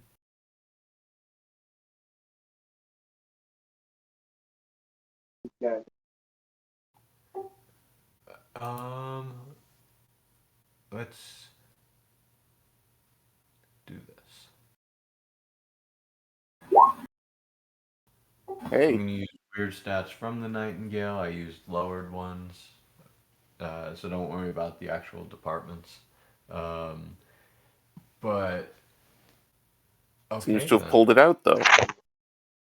It did. The Herodian chip pulled it out. So with this, the three of you kind of putting your heads together and not only taking a quick glance at the most recent couple logs, but kind of really digging in, and with the tax assistance, and well, quite frankly, with the Herodian chip's assistance as well, as it categorizes and displays the information at an easier take rate. Um, the three of you kind of get a glimpse what this vessel is doing here, and apparently this is a vessel of a renegade pack that is basically traveling for better hunting grounds. And at the moment, what they're doing is attempting to gather dangerous prey throughout the galaxy and essentially breed them. And um, you get a log with the chain of events, and through the video or security footage, you see that a few days ago they captured a prey from a world about 4 light years away from where you are currently. It was an extremely large aquatic creature, and it, well, got loose and quite frankly killed a bunch. It went on a bit of a rampage, and in doing so, possibly accidentally, ripped a hole in the ship. And as the it had done enough damage internally to not allow its systems to respond too well, the atmosphere started leaking out, and that's kind of what the four of you are able to piece together. So, like, they were taking this life form to a location in the Alpha Quadrant. Like, have they been in this section of space long enough to have like a colony established or something? Um, they at the moment, they're still in the gathering phase. However, the location, um, the you they were essentially supposed to pass this off. The location to that area in the isn't in the logs. It isn't in the logs, but my understanding is that this is a largely spacefaring species. If they were intending to pass this off, that implies that there's more than one of these ships, right? Oh yes. Well, that's definitely information I want the bridge to know. So I take a quick moment to relay all of our findings thus far to the bridge, and say we're going to investigate further. Uh, I'm Do the logs thinking. indicate pack composition and their relative locations? Say that one more time, please. Do the logs indicate the pack composition, like how many ships are working in the area as far as the Hirogen goes, and if there's relative locations? Um. So, The there are. impression I'm sorry. Go ahead. I got the impression that we didn't know that there were other Hirogen ships. It's just that's the only thing that makes sense because we don't know where they were bringing this thing. But given what we know of the Hirogen, that implies another ship. But we wouldn't have any information about that ship, would we? Only if it's in their logs. Yeah, only if it's in the logs, right? Which you said it wasn't. So okay. The location of where they're bringing all these animals to is not in the logs. What is in the logs is this is just one ship of a pack, and there are about a dozen other ships in this somewhere in this general area. Oh wow. Okay, so we do know that. All right. Yes, that information to the bridge, along with the logs. Okay, and the captain, assuming, I was gonna say she would also kind of remind that Dr. Vanderveers does require um, spinal fluid samples from the dead Hirogen. Yeah, I was thinking about leaving the tech and one of the security people on the bridge to work on the possibility of salvage while we go and investigate the bodies. Sounds good.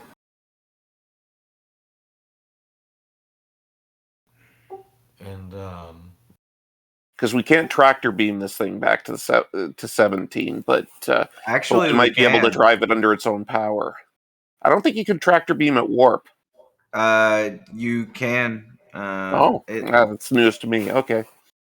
The thing about tractor beaming at warp is you have to be able to stop the thing you're transporting at warp Mm-hmm.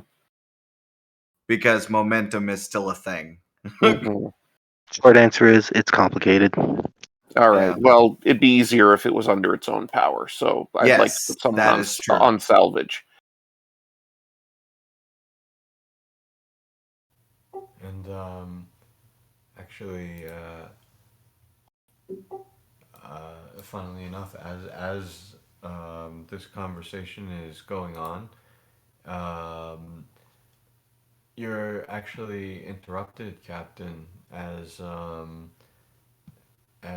Deers actually turns around and says, "Captain, I'm reading multiple warp trails, about at least half a dozen incoming, and they're coming out of warp, Captain, almost right on top of us." She says she'll hit the comm and say, "Commander, we have company." We should recall the away team, Captain. Uh, Bird in the hand. Should we make sure that this ship isn't salvageable by anyone then? She looks at Deers and says, "Any ID on those ships?" Not according to our sensors. I've never seen their make before at all. She nods to Deers and says, "For all we know, it's just the Hirogen coming back for the dead ship. Return to the ship and we'll see what they want. If it gets too bad, odds are we're faster than they are." I was just going to suggest that we leave the bomb. I guess we need to detonate it remotely. No, we're not Very trying to well, look. Captain. We're not trying to look hostile. She says. And We if had it no is the part in Hirogen, we had no part in what happened here. We were just investigating. There's no reason to have an offensive action.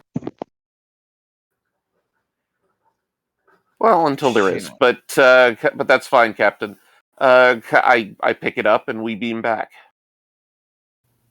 And just as that happens, and you're beaming back, I'm gonna spend 10 threat to end the scene. And that's what warps in, though. Oh Jesus! Wow. Oh boy! Definitely bit off more than we chew. Nah, not really. It's